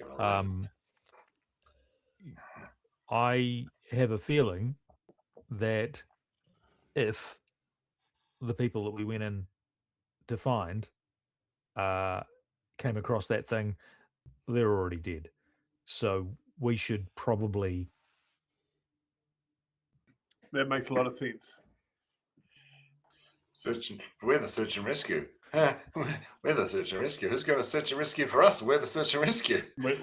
We are, Well, Michael. Michael, we're gonna get you out of here. I did have an EPIRB available from the Picky Mate still shop. By the way, you should come pick one up if you're going up the hill. But unfortunately, as you'll see, it tore my backpack off. So no one's coming for us. We need to. I think we should send Nathan to run for help since he's so good at running away. I'd do it myself, but I can't run. I've got a shredded knee. I didn't have to come back, Michael. I've come back of my own volition to help you, and you denied me the help that I willingly offered. It seems because we're falling into just fishwifing and bitching amongst each other, the intensity level has fallen to a 4. Yeah, which is when sort of Aroha comes limping into view a little bit because she fell over and sort of hurt herself a little bit. And it's like, are you guys not coming? Come on. Yep, we've got to go. I don't know how long it will be before the blood stain in this Swanee really sets in. So I need to get it into some cold water as soon as possible.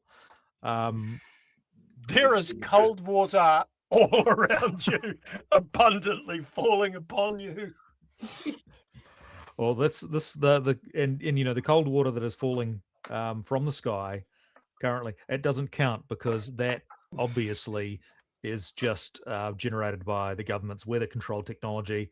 Doesn't count. It's not the same as the. It actually has a slight amount of carbonic acid that should help remove stains, I would have thought. But anyway, that's beside the point. Greg, are we closer to in or out? Are we closer to the hut, to top hut, or are we closer to the car park? You're about even distance between the car park and where the beacon went off, which is a little bit below the hut. But currently, the creature is sounds like it's between you and the car park. That's a good point. We have the beacon. Everybody knows to go to the beacon. Everybody knows we were going to the beacon. If we get to where the beacon is, then we will be able to take the beacon to the hut. And hide in the hut with the beacon. You look hurt. There's a first aid kit. Yeah, you should use it. At this point, can I get both Moondog and Nathan to make grit checks for me? Since you are wounded, yours will be at disadvantage unless you choose to take a point of desperation. And it's a DC 14 unless you invoke one of your personality aspects. I got a 10. I got a 14 plus 1, so 15. No, sorry, Michael and Michael and Moondog. Oh, gotcha. Moondog. Can I take Nathan's one? No, you can't. You are the trip kicks up another notch. You realize that there was psilocybin or possibly some of the chia seeds in there have fermented.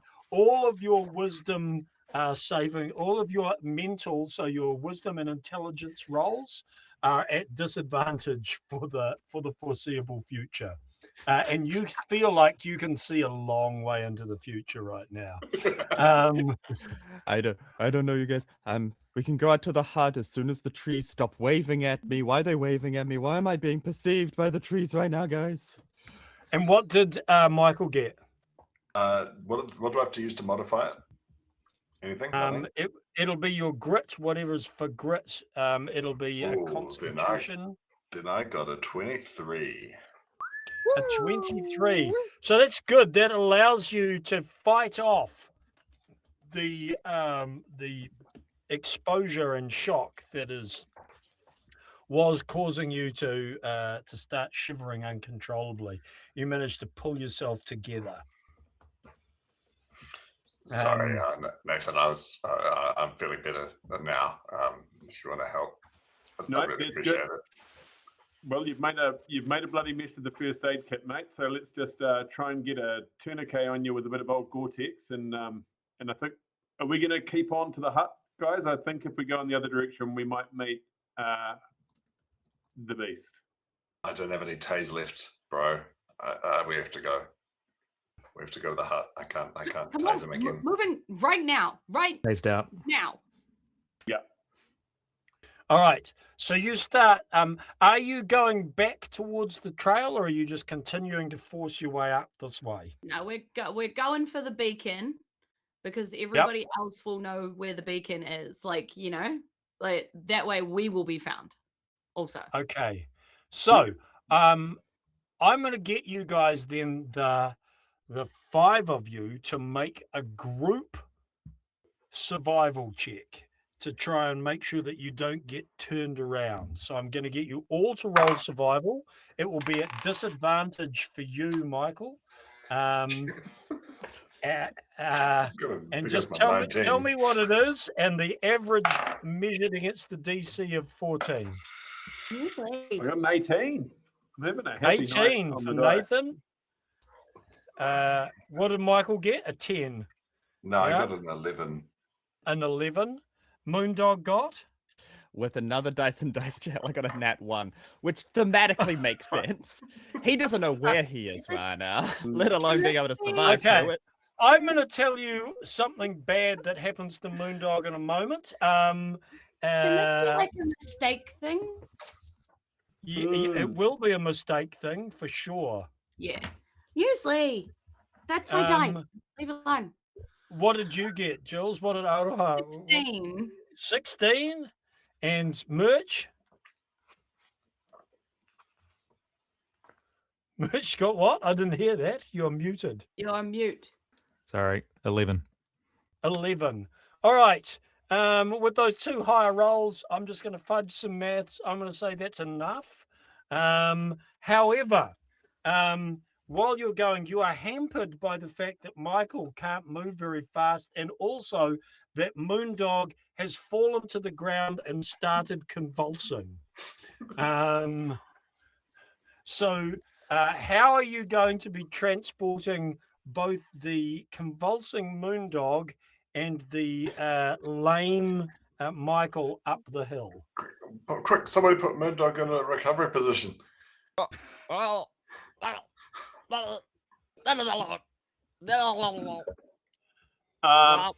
Nathan's definitely getting keen because Nathan has taken to heart the sort of criticisms of Michael, and is quite determined to keep on carrying him. So he yells out to guys, help Moondog. Can we make him spew or something? I think he's tripping out on his bad scroggin. Just running around in circles on the ground like singing in the rain. So Michael is being carried by Nathan. So what are Aroha and Merch doing anything about Moondog, who's currently flopping around on the ground at this point? He's kind of doing the worm. Should we try and take an arm each? Yeah, I guess. I'm not particularly strong like this. Do you think if we wave one of my mince pies under his nose, he might come out of it a little bit? I think I've still got one of Duncan's arms. Guys,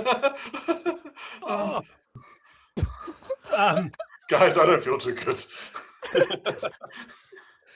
I'm still losing a lot of blood.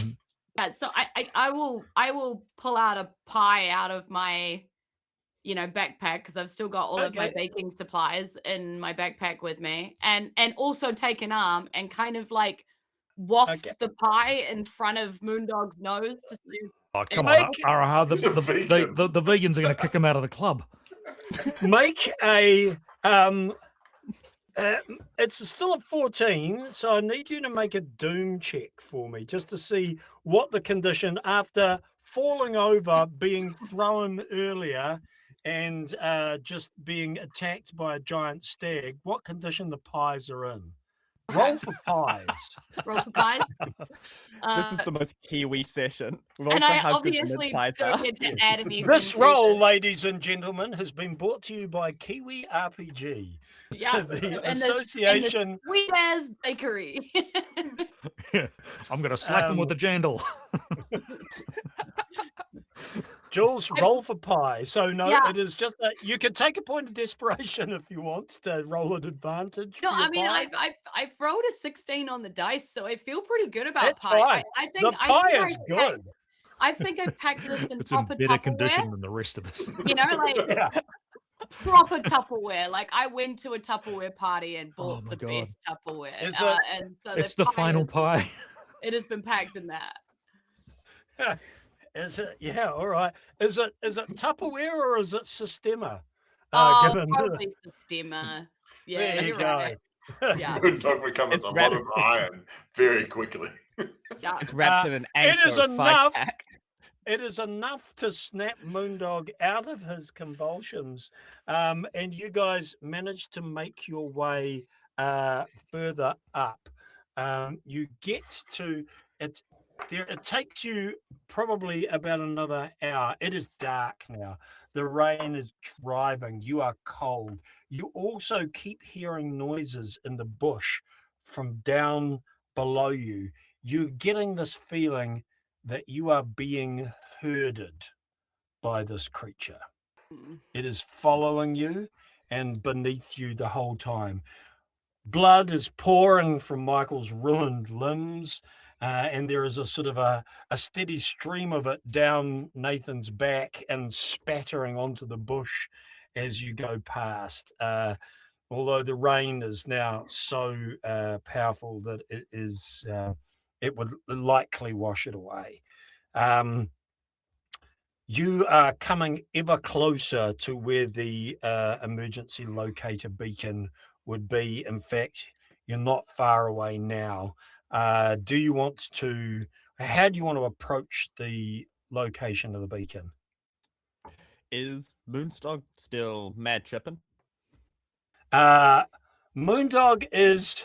Make a doom check for me. Roll for tripping. How are we doing now that a few hours have passed? Yeah. Did you actually eat the pie and you're more messed up about the fact that you had mints and you're not a vegan anymore? It's now the intensity is dropped to a 3. So you can make this roll as a DC 13.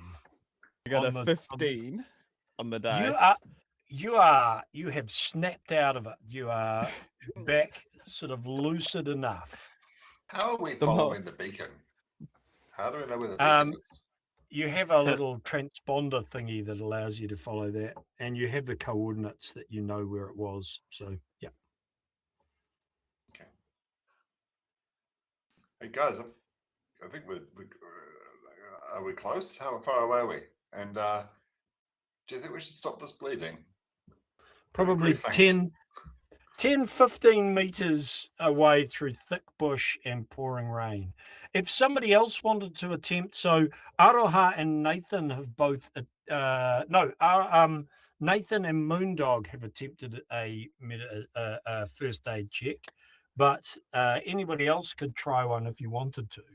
I mean, I give it a go. I mean, how hard can it be? I mean, I wrap pastry all day, every day.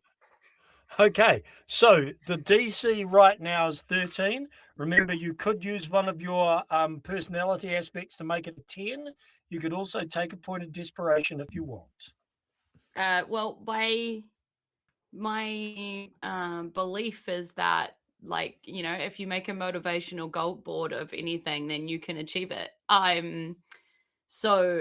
So she sort of thinks about things for a second, and on the back of her doc pamphlet, she sort of draws a little picture of herself, like wrapping the wound properly. And she's like, yeah, see, motivationally achieving. You just see it, dream it, believe it.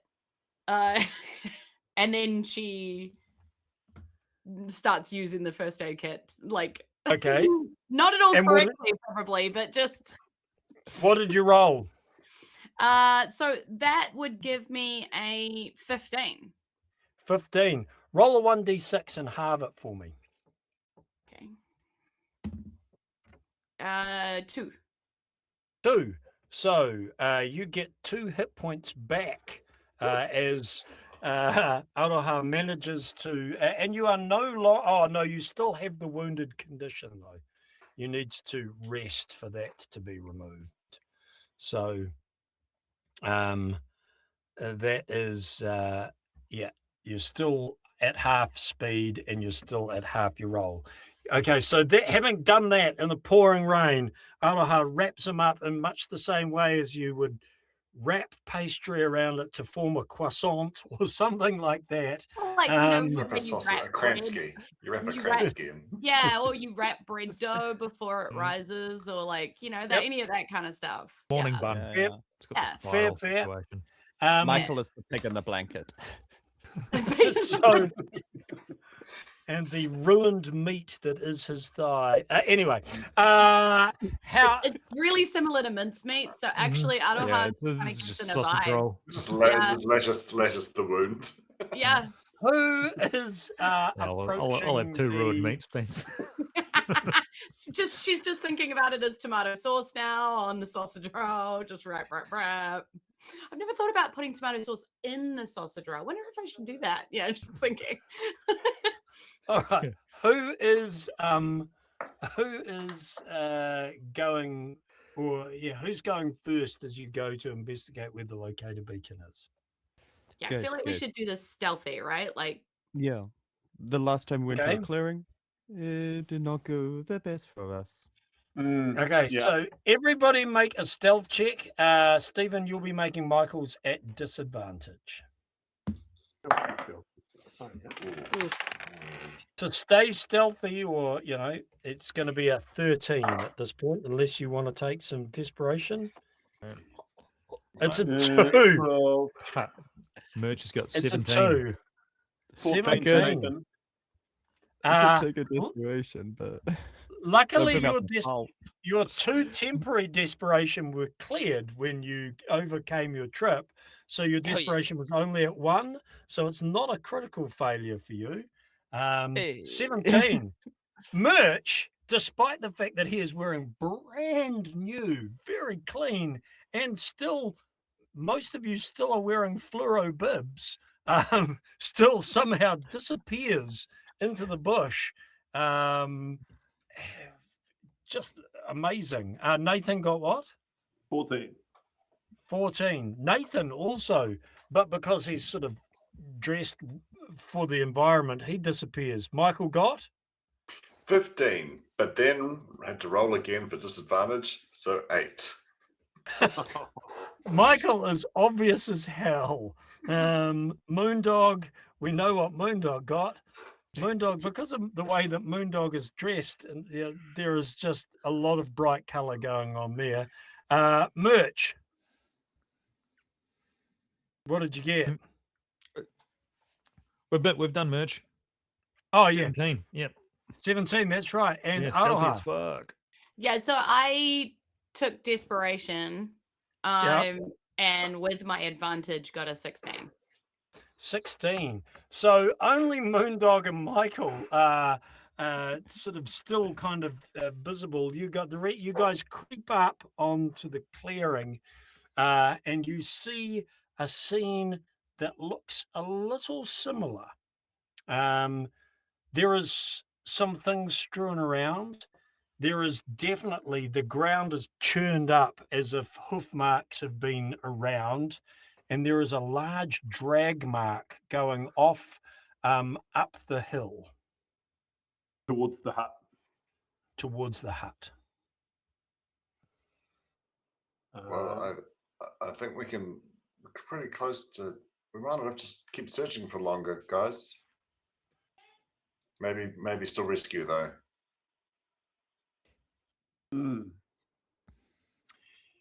Follow that draggy. I'm gonna. Yeah, look, anything that takes us closer to the hut, I'm keen on. Yeah, I agree. Michael looks around briefly, wants to get a bit of a scene on the look to see what's if there's anything he can make his trip a bit easier, or having tasted the beast feels a bit confident still that he can hit it. Nathan tries to help. All right, make a what can be an investigation. So that's not at disadvantage. You would roll at advantage, Stephen. Oh, thank God! All right, cool. Because that was a 2. And that's a 5. So we're good. Okay. Yep. You see nothing. The rain is driving hard. There is just a lot of blood in this clearing. A lot of blood and disturbed ground, mud. Yeah, nothing that you can find that is useful. Do we see the beacon? Make a investigation check for me. You are no longer at disadvantage because of the pie. If I hold the thing connected to the beacon that tells us where it is it with advantage? Using it like a metal detector. Yeah, go on.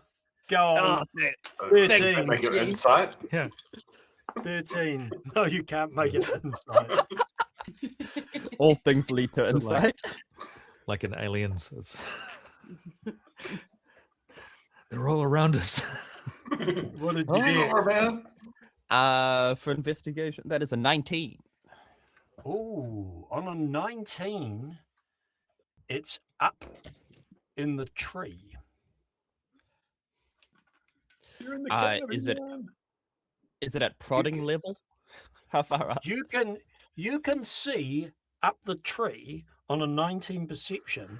There is a backpack that looks like it's been flung up into the tree. There also looks like there's a rifle up there. Oh my goodness. My friends, I have found firearms in the tree. Wow.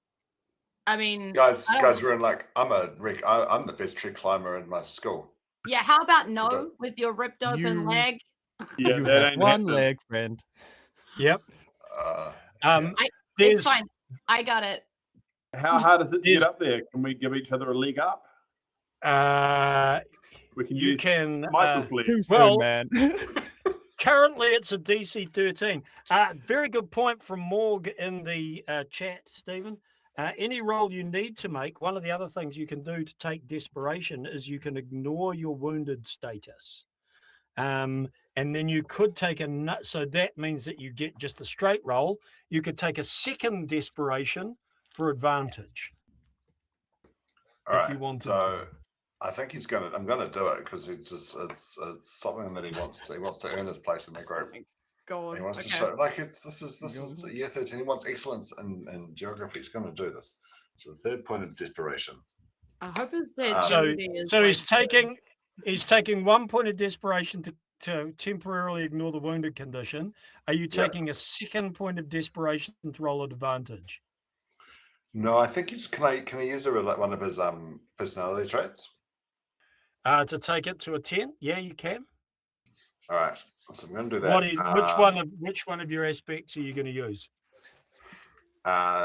He's going to he hums when he's nervous.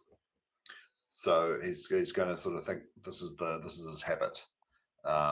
He's going to sort of really lean into this habit, gives him some confidence and some and routine, because he's also in ignoring the damage. I think he's sort of like popped his shoulder back into place for at least this moment.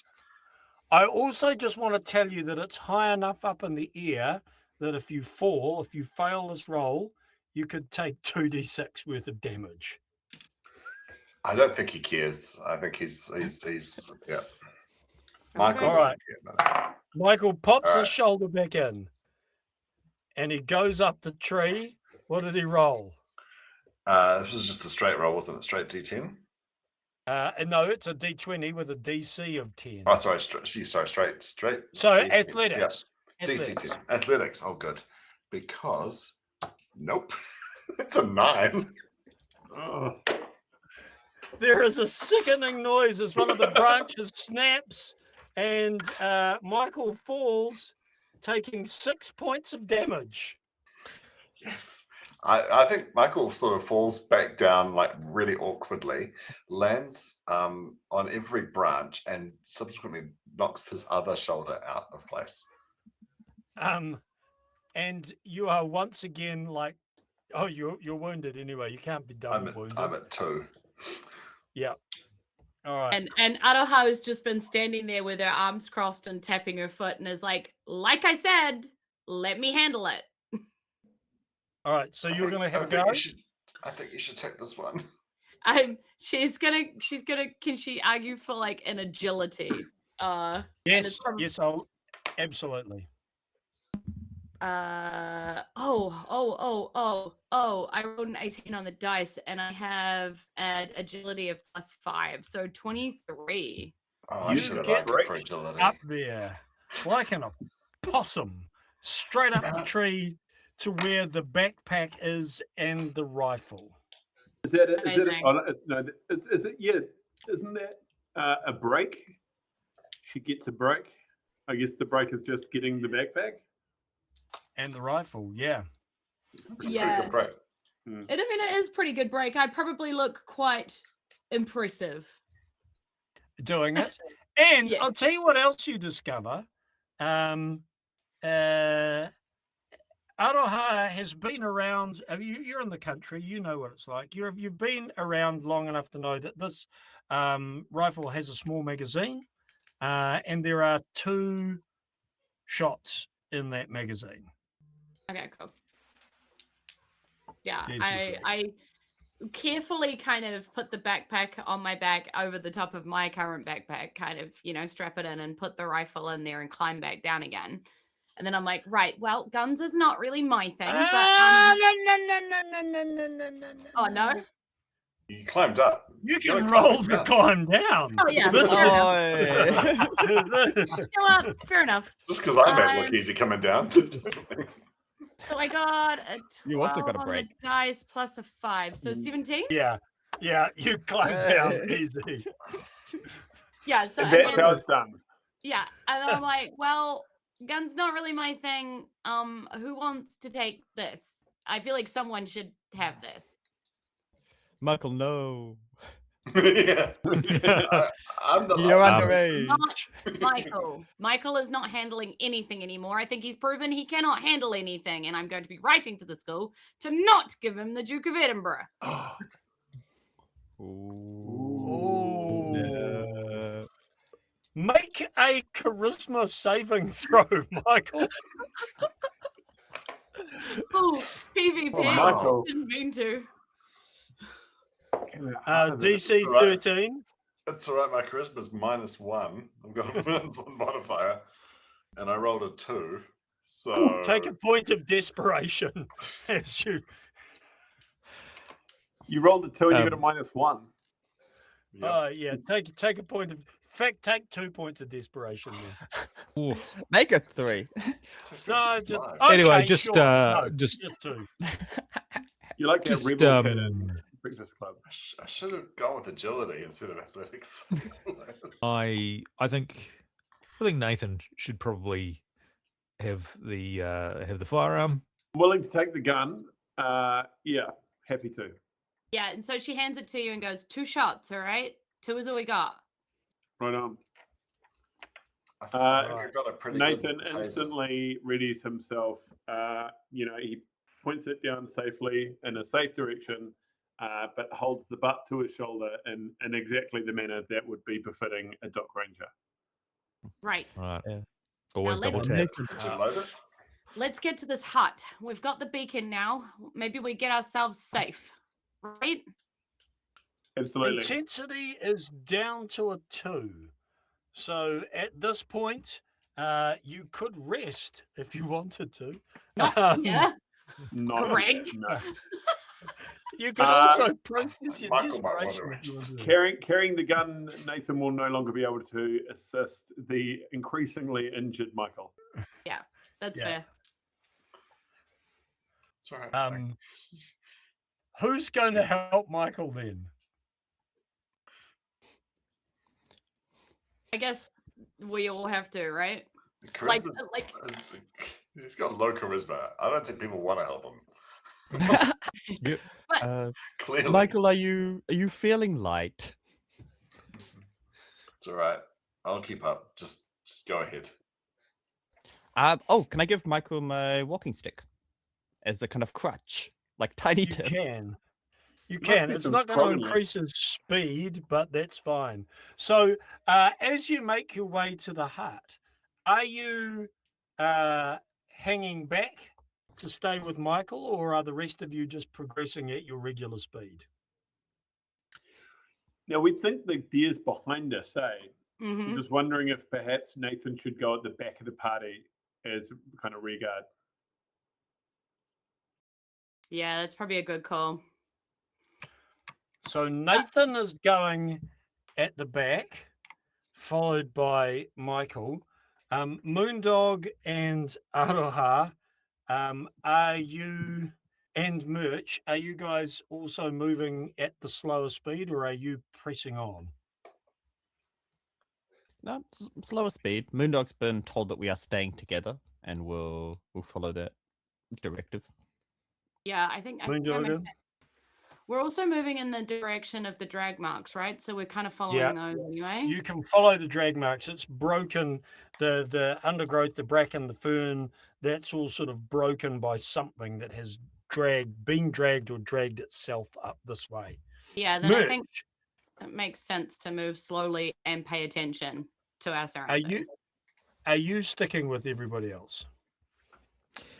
Merch is directly behind Nathan at all times. Directly behind Nathan. Yeah. Good to know. So Merch is actually at the back. Yeah. Okay, cool. All right. You guys make your way to the hut. You see that the door is just slightly ajar. Drag marks, there is mud. As you get onto the sort of veranda, mud and blood goes towards the door, which is just slightly ajar. What are you up to? Huh? What are you up to? Seems Could- like I this go, should be a real gun and torch situation. Hmm. Watching you. Michael's sort of feels relatively chastised, but feels like he needs to win back the trust of the group. So goes to the front and just nudges open the door. The looks at it and door goes, is stuck. There's something on the other side of the door. "Hey guys, the door's stuck, but it's all right. I'll go in and move it. I'll just push it really hard." And I think Michael's just like really keen to prove his worth, so gives it a really good shove. And reaches Okay. his hand around. to try to- Athletics check at disadvantage, and the Could DC it be is current. agility? No, All right. it's Is a this a DC 12. disadvantage because Remember, of it's wounded? You can take, Yeah. as Morg said, you can take a desperation to ignore your disadvantage if you want. You could also take extra desperation to roll at advantage if you really want to. And you could take a further desperation after the roll to add 2 more to it if you wanted to. How many desperation can you have again? It's like 10 or something. 10. Oh, Yeah. No, I've only got 5. I'm halfway there. And then you're stressed. Yeah. All right. I'm going to. Yeah, he's going to rally. He's really keen. Like I think he's recognizes he's lost a lot of confidence of the group, so he's going to take I'm going to take a point of desperation to do my best. Ignore The Okay. thing. And then when that doesn't work because he rolled a 5, he's going to take another point to roll again. Yeah. Is that With advantage? Go advantage. on. Yeah. Go on. Go on. Yep. Go on, son. And the 5 becomes the best score. Wow. Wow. So, what is your desperation at the moment? Brutal. 7. 7. Oh, So so that- that is actually a critical fail. as you do that, because if you roll lower than your current desperation score, Yes. you It's can, a remembering mistake. that that now that the DC is only a 2, you can actually use your personality aspects to remove a point of desperation, but you have to cross out that. But at this point, because it's a 7, you have failed catastrophically, and you jar your shoulder into the door frame. Can I get you to roll a d6 for me, Stephen, and half it, and then tell me what that Certainly is? Is it possible to die by shoulder injury? Then I think What did Michael you just get? collapsed. I think he got a 5, which means that at least it'll be a 2 or at least. The door bounces back over whatever is on the other side. Michael lets out a piercing scream as his other relocated shoulder dislocates again, and he falls unconscious to the ground. You are in death saving throws. This is the Amazing. lamest way to die Whoa, in a whoa, whoa, horror whoa. ever. No, I wanted to die. I mean- grandeur and plan. Is he in death saving throws? I mean, it's not like the door meant to kill him. Just The saying. door stands over to finish the job. Fuck it, he's in death saving throws. He's Uh, been Yeah, I was absolutely arguing for mauled. stable for you, but no. No, he's in death saving throws. In fact, because you've got my ire, Jules, Stephen, you can roll one for me. Unlike in regular D&D, I'll just tell you the stakes on this. Unlike in regular D&D, you have oh, this is bad for you too. So you have to get 3 successes to stabilize, 2 failures, and you're dead. And a critical fail, which is normally a 1, is 2 failed death saves. For you, it's a 7 or less. So if you roll 7 or less, Michael has been That's critical. killed by the door. I can't let that happen. I cannot let that happen, team. 13. 1 success. Michael falls to the ground, but he is unconscious, and the door still will not open. Do we still You have guys- the first aid kit? You guys hear a rustling, and you see the stag step out of the bush line and look at you all as you stand there on the veranda of the top hut. Does it look like the same stag? Does it have slight electrical burns and wounded shins? It looks like the same stag, and because it's there, we are in a terror encounter. I'm going to need you all to make a save, apart from Stephen, who is unconscious. Oh no. Yeah. What's that? I got a nat 20. Nat 20. All Yep. right. Oh, Okay. Wakes me up. So I'm going to let awesome. So, well, let's just start with Richard. The rest of you can just remembering that if you want to, you can use desperation on this, and you can also use one of your personality aspects to make the DC a 10, as opposed to what is now sprung up to a DC 15. So we'll start with Richard as Nathan on a nat 20. I'm going to let you do your fight, flight, or finish your action, and you can do it at advantage. I think I'm going to. I have the gun in my hands. I can see the stag. It is not moving. I think it would be crazy not to line up a shot. How far away is it? It's within about 20 feet of you. The rain and things is driving. It's terrible. I have not made that a factor yet. It's been purely for atmosphere and vibes. It would be unfair of me to do it now, but I'm going to. Yeah. Consider me unsurprised as somebody that plays with you regularly. This isn't 5 fair chance horror games. No, It's not. absolutely. If you want a fair chance, go play something like, I don't know, Wander Home. But this is not. This is not your Zaber's bed and breakfast. This is 5 Evil, people. So here we go. So he lifts it up. He's got the rifle. He's holding it appropriately. He lines up, and as Nathan is lining up the shot, a thought runs through his mind, and it's that this isn't the thought he expects to run through his mind, but his manager is going to hear about this. His former manager from Doc, that caused him to lose his job, and the batch that he's been cleaning for his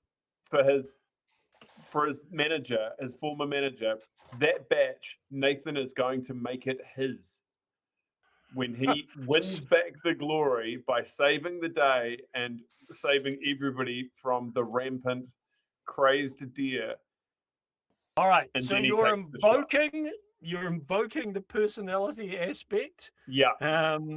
So that's a D10. It was at advantage. The rain makes it at disadvantage. It's a straight roll. It's an agility roll. What did you get? I got a 3. And then agility +2. So I got a 5. 5. How many? Hang on. Agility is +6. Okay. So it's I an guess 8. I got a 9. Yeah. You could take a point of desperation if you wanted to add +2 to the roll. 100% I will do that. All right. Give yourself an extra point of desperation and roll 2d6 for damage. 6. 6 points of damage. There is a roar from the stag. It rears up and cops the bullet in its chest. It drops down, lowers its head. You can see that it is wounded. Hot breath forms a fog in the air as it looks at you with its eyes balefully. You have wounded it, but you have not yet killed it. There is 1 shot left in the magazine. That is your moment. Let's go find out what Moondog's terror save was. So I originally got a natural 1, and I've taken a point of desperation seeing my good poor buddy getting killed by a door. To roll with advantage up to a 16. Up to a 16. So what do you want to do? Fight, flight, or finish whatever action that you might have been intending? I have beacon questions. Does it have a flashing light or loud noise to it? Probably. Let's just make a doom check to see if it's convenient. 15 or more. 15 or more, it will have one of those. On a 20 or more, it will have both. Or on a 20, it will have both. On a 7, it is low battery. It's low battery and it's a Temu locator beacon. It does neither of those. Dang, it is. We have locator beacon at home. Yeah. So what's your fight, flight, or finish? What are you going to do? Seeing that this is getting its head down, ready to roll, am I able to grab the head torch from my friend and turning it from night mode to full beams, attempt to blind this creature so it cannot see where we are to gore? Okay.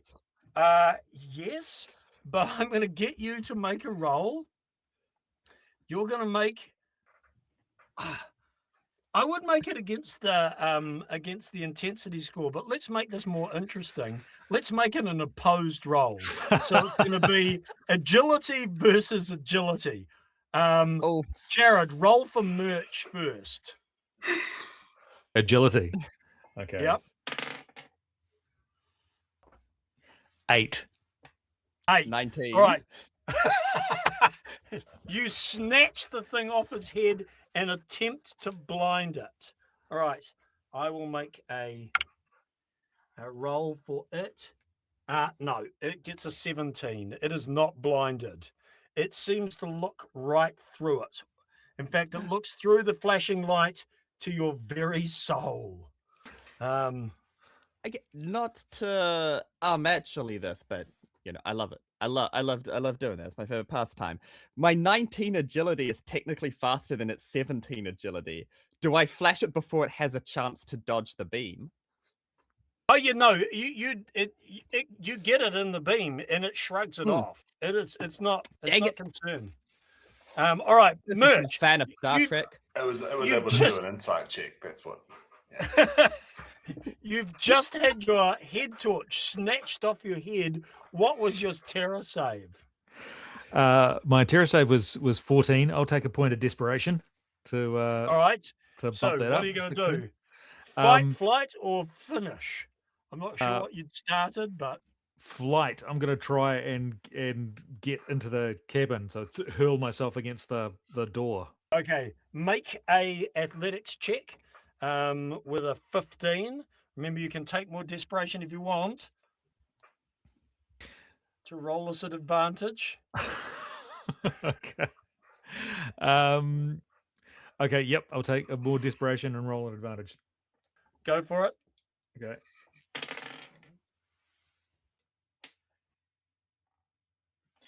Okay, I got a 17. So, yeah, there is a piercing scream as if somebody is in absolute white hot agony from the other side of the door. The door flies open. You trip over the prone body of somebody on the inside. That is your reaction to the terror. Aroha. What's Aroha doing, Jules? Make that. Did you make your terror save? What did you get? No, I didn't. And I did try really hard to make that. And I still only got a 12. So regardless of what I did. So all right.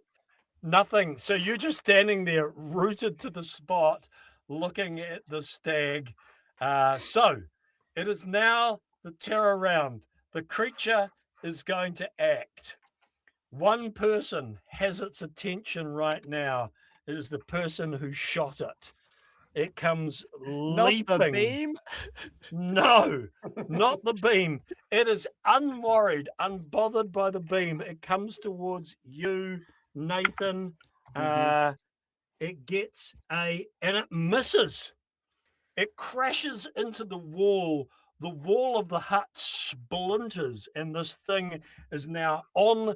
You now have an angry giant demon stag on the veranda with you that has stoved in most of the wall of the top hut. Nathan, I'll let you go first.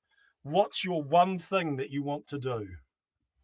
I will shoot it with my one remaining bullet. It is right there. All right. You no need to have disadvantage from the wind and rain because it is right there. Yeah. So, and as I'm looking at it, that ambition, has drained away that I had in my last moment of heroic glory. But as I can see it in its visceral sort of proximity, I can see the steam hooving out of its enormous black wet nostrils, speckled with blood, and they just really make me Jones for a vape. Like I'm just like, fuck, I wish that was me. Damn, that steam looks delightful. I wonder if it's bubblegum flavored. And with that, I'm gonna get out of here, and I'm gonna kill. All right. Invoking your habit. Yeah. Roll. I'll just put a little Roll it. So that's all right. Okay, so is this agility again? It is agility. Okay, so it's an 8 this time, so plus the 6, that's 14, and then with my habit bonus, is that a plus 2? No, you don't. But you add, so it's a hit because you invoking your personality aspect. lowers the DC to a 10. Back So to you 10. hit. Gotcha. Okay, cool, Right. cool. 2d6. 2d6. Yep. It's a 6 and a 5. That's 11. There is this horrible howl from this thing. It's thrashing about now on the deck. It is not down, but it is badly hurt. It is your time, however, Nathan Bledsoe, to face the horror. So I want you to make a doom check for me. It's a 3. What was it? A nat It's a 3. 3. A nat 3. What's your level of desperation? It's 1. Oh, okay, that's all right.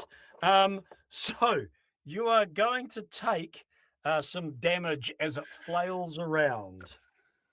It does just 1 point of damage as Nathan is grazed by its thrashing horns as it's bellowing.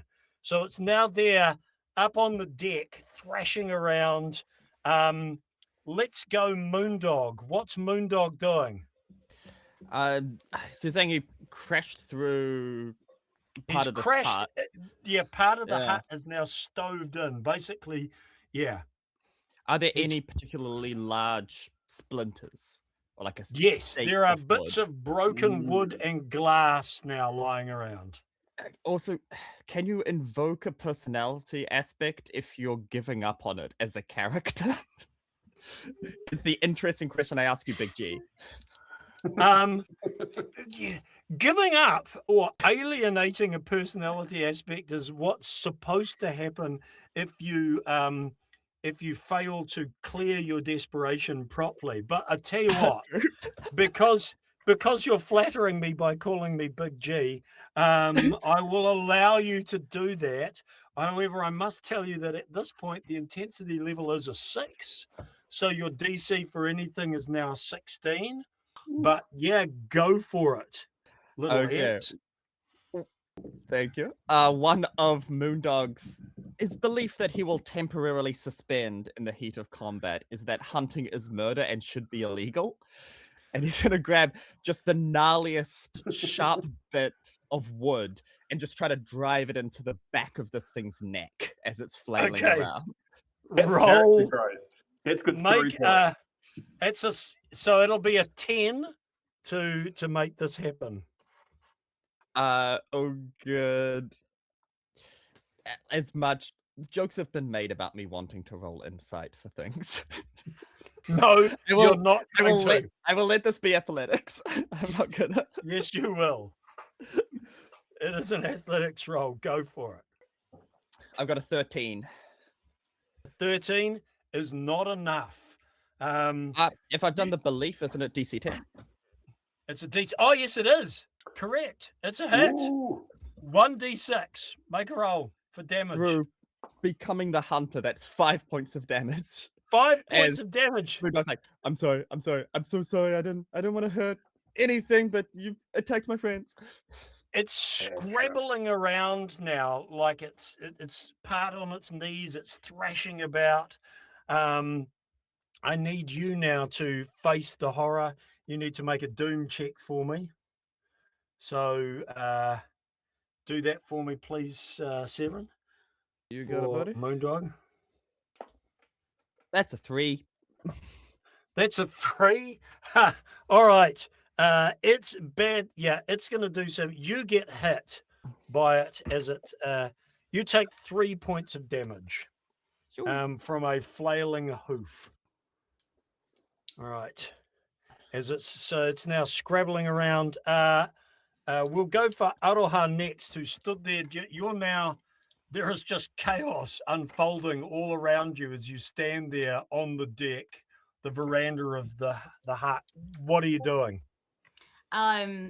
She's just kind of going a bit nuts right now, and she starts screaming towards this thing, pulling her whistle up to her mouth and just going, "Red card, you're in timeout!" And just it starts running towards the thing with the aim of leaping on its back and trying to hold its horns. Okay, athletics, go for it. Okay. This isn't something she's good at, but holy crap. Okay, I rolled a 16 on the dice. So that seems good. That is what you needed. It is now, it would be, I suppose, let's have a look at the hierarchy. I think it's held. So it has the condition now of being held, at least for now. It cannot move away from you. It starts its turn in I'm riding trouble, which means that it starts at disadvantage. But it ends when the hold is broken. So I need you to make a doom check for me now. If I'm this like fails, riding then this thing like a bull riding and it's going Dakota to and throw you if you Gordon fail. Christ. Doom is dexterity or wisdom, right? No, it's just a straight roll. No, straight. Okay. Yeah. So 11 on the dice. 11 on the dice, you fail. It flings you from its back. You take 1 point of damage as you land on the ground. You land on the ground next to Michael, who has to make a death save for me. And then we'll see what happens to Merch inside. Michael is not going to die like this. 16. 16, that is 2 successes. Michael is still there. All right, rolling Mitch, like a god. you are now. Where were you before? You have fallen over the body of Mitch. You know Mitch. Mitch has come in many times to get his chainsaw serviced from you. He is not in a good way. He is lying on the ground, slumped over now. He must have been against the door. You pushed him. He's lying on something. You're lying on the top of him. The front half of the stag is thrashing around inside this hut now. What are you doing? I'm gonna check out Mitch. I'll try and roll him over because obviously I'm a bit upset. I'm in the recovery position. Yeah. Okay. Roll him away from the door. Give me an athletics check, please. Okay. 13. 13. You can't get him moved. You're lying on top of him. There are these antlers flashing all around you. Make a doom check for me. 12. 12. No good. Oh, you cop an antler for 3 points of damage as this thing gouges across your back while you're hunched over him. It is a brand new round. We're up to Nathan at the no, it's the creature. It's the creature, not Nathan. It's its go. It hauls itself up. Its head is inside. It sees Merch lying over Mitch, and it is going to try and make a kebab out of the two of you. Here we go. It misses. It's a 2 because it was because of the fact that it was a 2 anyway, and it's missed you. It gouges. Their splinters fly up from the floor as these horns go gouging through it. Nathan, you are on the outside. This creature is now basically inside the hut. But its hindquarters are still poking through the back, right? No, it's pretty much just gouged its way in. It's in, but I mean the back of the hut is open now, so its hindquarters are facing you, but inside the hut. And so large splinters all over the shop, right? Especially if large I follow splinters all over the shop. Yep.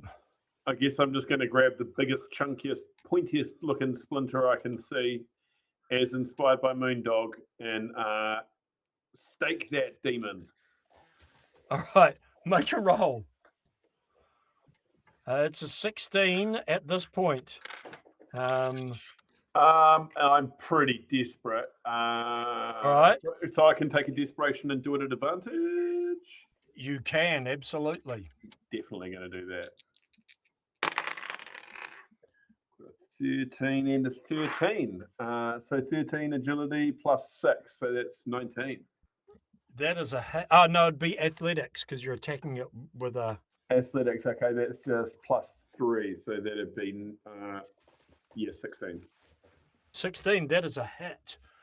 1d6 damage. 5 points of damage. 5 points.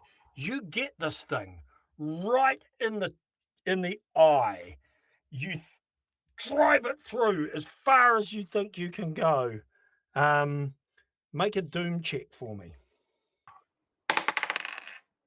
6. It stands up, thrashes, and you can see that you thought that was a killing blow. You have, you've killed animals before and seen people that should have killed it. It did not go down. All right. Moondog. I think Moondog needs to get back to who he is as a person. There was a moment of madness. He attacked a living creature. He feels terrible about it. And a blow that should have killed this beast did not. So he is very confused and perturbed.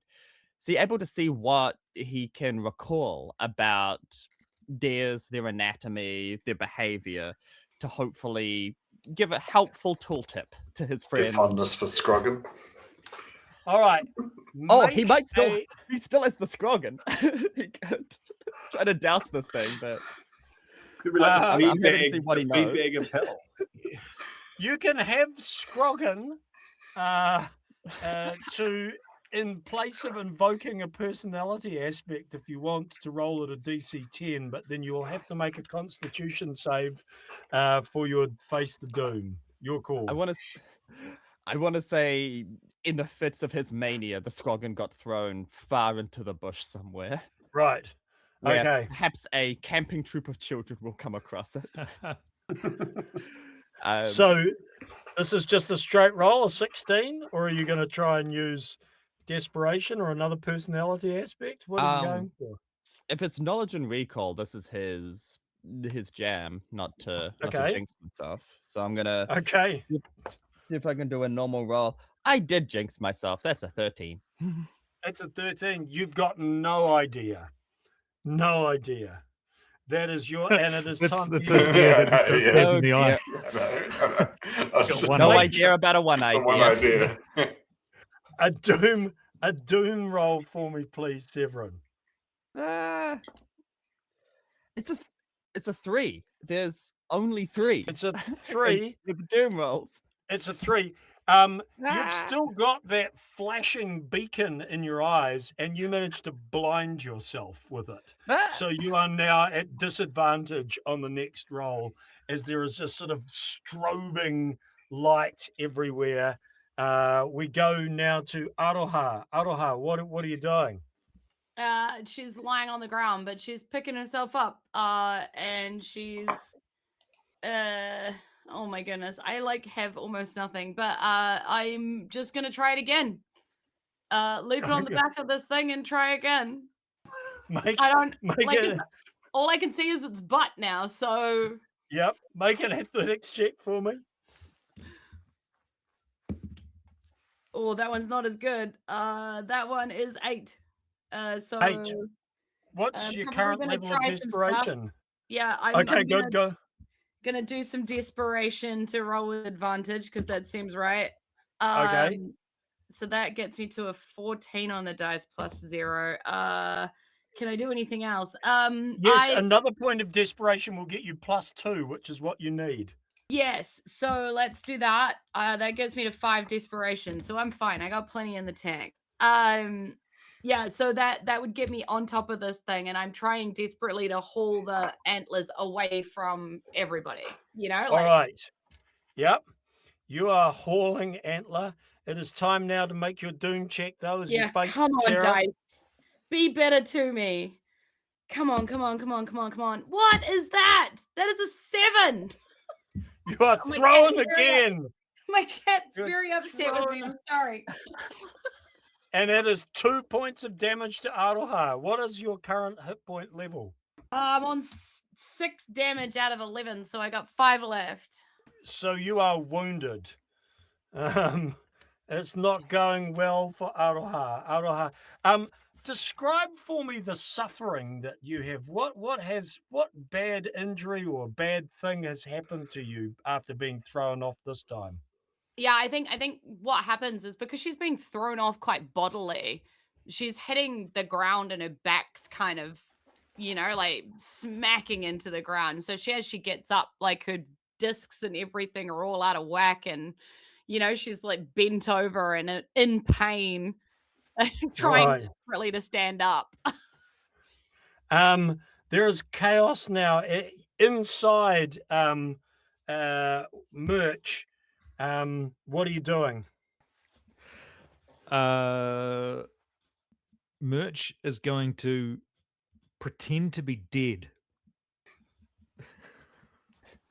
Noble. All right. I've been there, done that. Make a persuasion roll for me. Persuasion or deception? Deception, go for it. Okay. Well, persuasion would be better for me, but Yeah, no, you could try to persuade it that you're dead. Okay.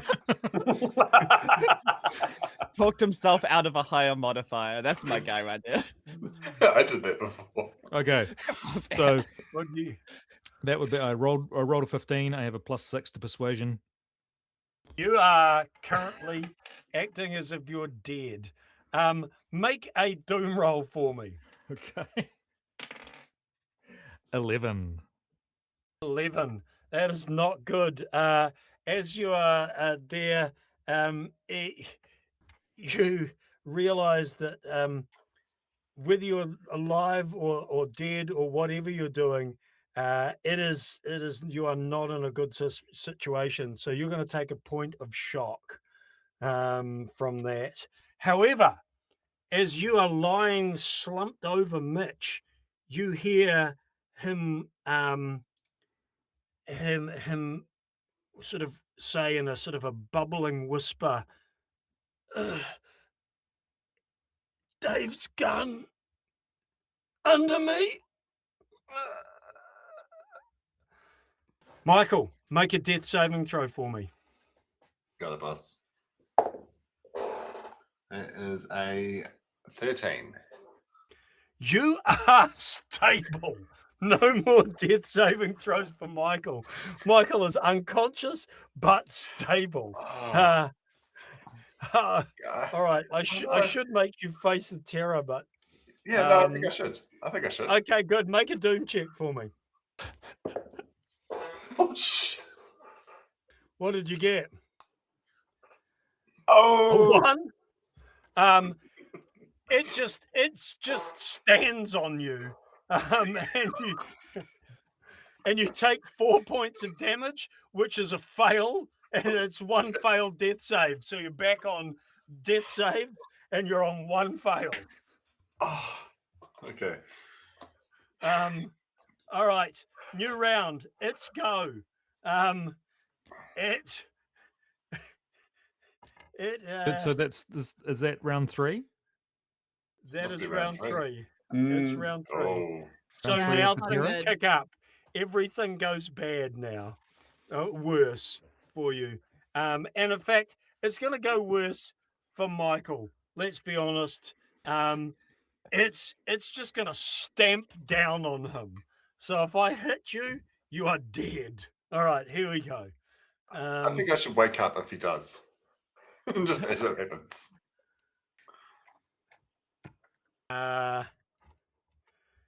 It's an 18. Oh, So Michael Oh. feels. I think he sees a few, like in his sort of fugue state. He thinks about the Duke of Edinburgh and why he's there. Like it's just all this like a flashback comes to mind, and then he sees his year 13 dean, Mr. Dean, telling him, "This is a big opportunity for you. Going down to Pikimati, helping out, search and rescue. This will get you not just your Duke of Edinburgh, but also excellence in year 13 geography." And that's enough to stir Michael awake and time to see a hoof stepping down on his face. And as he goes black, the last thing he sees is Prince Philip, former Duke of Edinburgh, beckoning to him with a long skeletal finger. I mean, do I have to? And then all is over, and the existential nothingness covers I'm Michael, just glad it was and the he is kid no that died more. first. Yeah, as that's his good lesson. head explodes like a melon. All right. The gore has to spread. Right? It explodes like a melon and covers anyone in the vicinity. All right, Nathan. It's top of the new round. What are you doing? Well, I briefly looked at the Twitch chatter, and it did actually remind me that my original intention before the influence of the GM stepped in my last attack was, in fact, to stab it in the butt. That's why I was asking if its rear hindquarters were sticking through. So picking up another splinter, I'm going to see the front end did not work. But, you know, every dragon has its loose scale, so to speak. So I will go in towards its rearmost aspect with a splinter of glass this time, I think. You're trying to stab it in the poop chute. Is that what you're telling me? Essentially, yeah, because that's never a good time. Mm-hmm.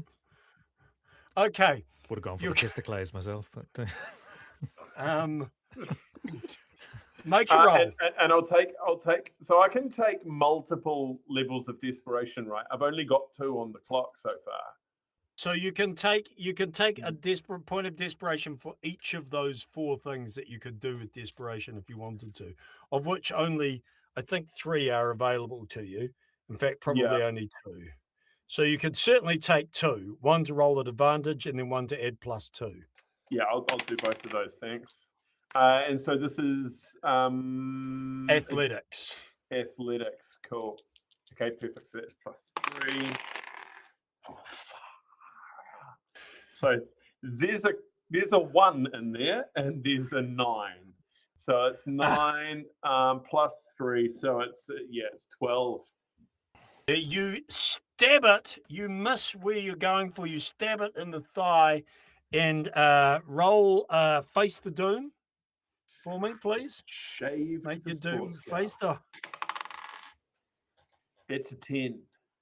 It's a 10. It lashes out with your foot, catching you in the chest. This time, the dice doesn't get rolled. It's at 6 points of damage as you are flung off the veranda. What's your hit point level now? Down to 6. You are wounded.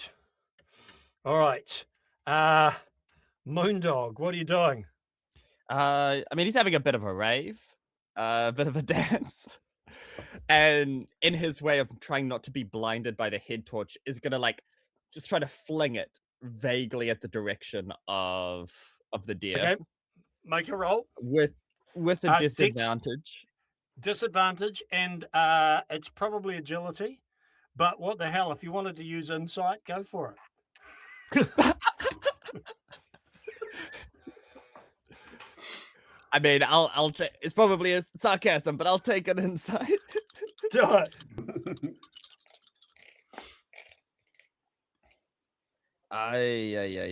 Yeah. So that was the top one doesn't matter. Let's not dwell on that. That is an 8. How many points of desperation do you have? I got 2. Okay, that's fine. It misses and sails off into the darkness. Make a doom check as you face the horror. 19. 19. Nothing happens. You managed to escape any further complications. Aroha. So the glass shard that you were stabbing in the hindquarters, is it still in the deer? It's still in the hindquarters of the deer. Okay, so Aroha wants to take the clipboard that somehow she's been hanging on to this entire time and hammer that clipboard like into the glass shard to try and like push it in further. Make an athletics check. Okay. Ooh, okay. I got a 15. Does a 15 do a thing? Because I've got desperation. Yeah, 15 does not. It need to be 16. Cool. So I'll do the desperation. one last push desperation, which will give Yeah. me a +2.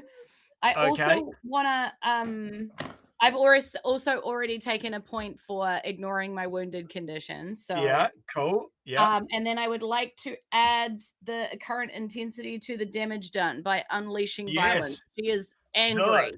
at this thing. So Okay. she's full doing it. Okay, roll a 1d6 and add 6 to the roll. Oh, okay, nice. I got 3 + 6, so 9. You hammer this thing in, it disappears. There is a roar. The creature slumps onto its stomach, but it is still there. You see, it is looking directly at you, Merch. Make, though, a Doom check first, Aroha, since you're behind it. Oh god, off the. Oh, that's. I mean, you know what? This might be her death. 4. It's a 4. Yeah. Considering my desperation is 8. Instead of dying, you are trapped underneath it. Okay, yeah, that seems right. Okay. Merch. Given what you were told by Mitch, what are you going to do? So yeah, I'm gonna obviously try and Fossick for the gun. All right. I'll reach under and see if I can recover Make it. an athletics check. Athletics, great. Yeah, or agility if you want to. Sure. Investigation if it's better. No. Or rummage. Or insight. No way. Anything's better than athletics, to be honest. So, can I persuade him to? No. What if I just scooch past you? He's not dead.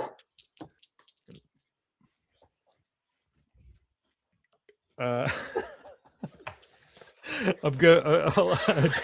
attempt to get him to move out of the way by offering him a discount on a still product, and that's how I'm going to get it down to DC 10. Okay, do it. Oh yeah. You get a free leaf blower. So It's a 6. Yeah. In doing it, he tries to get off. He does, but he tangles part of himself on the splintered floor. The rifle is there, but Mitch is dead. Face the horror for me, Jared. 18. 18. The gun is right there. It's a new round. I'm going to use oh no. It's a death save for oh no, Michael's gone. He's with Prince Philip. That's fine. That means Stephen can actually turn that bedroom into a spare room for his father-in-law. The creature is now going to try and attack Aroha, and it hits, thrashing at Aroha for 4 points of damage. Ooh, okay. Aroha's still there. I'm alive, but I have 1 left. All right, I'm going to reverse the order since Merch has the gun. I'm gonna get you. If you can take your action next.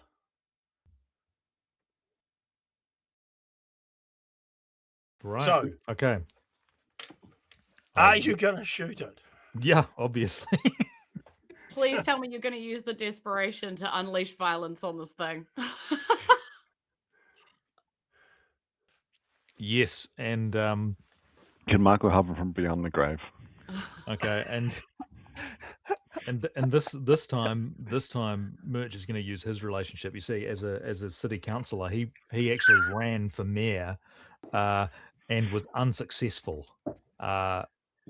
His arch rival, Mary Fletcher, won the mayoralty, but he thinks that if he can survive this and save his friends, he's a shoo-in for next time. So he's gonna use his relationship that way. Nice. He's tough on crime, but only with the wilderness beasts. Yeah. All right. So the DC is now 10. Yeah. Do you want to take any desperation for this? Absolutely. For advantage, for example. Yeah. And for a plus. What is your current level of desperation? It's 3 plus 1.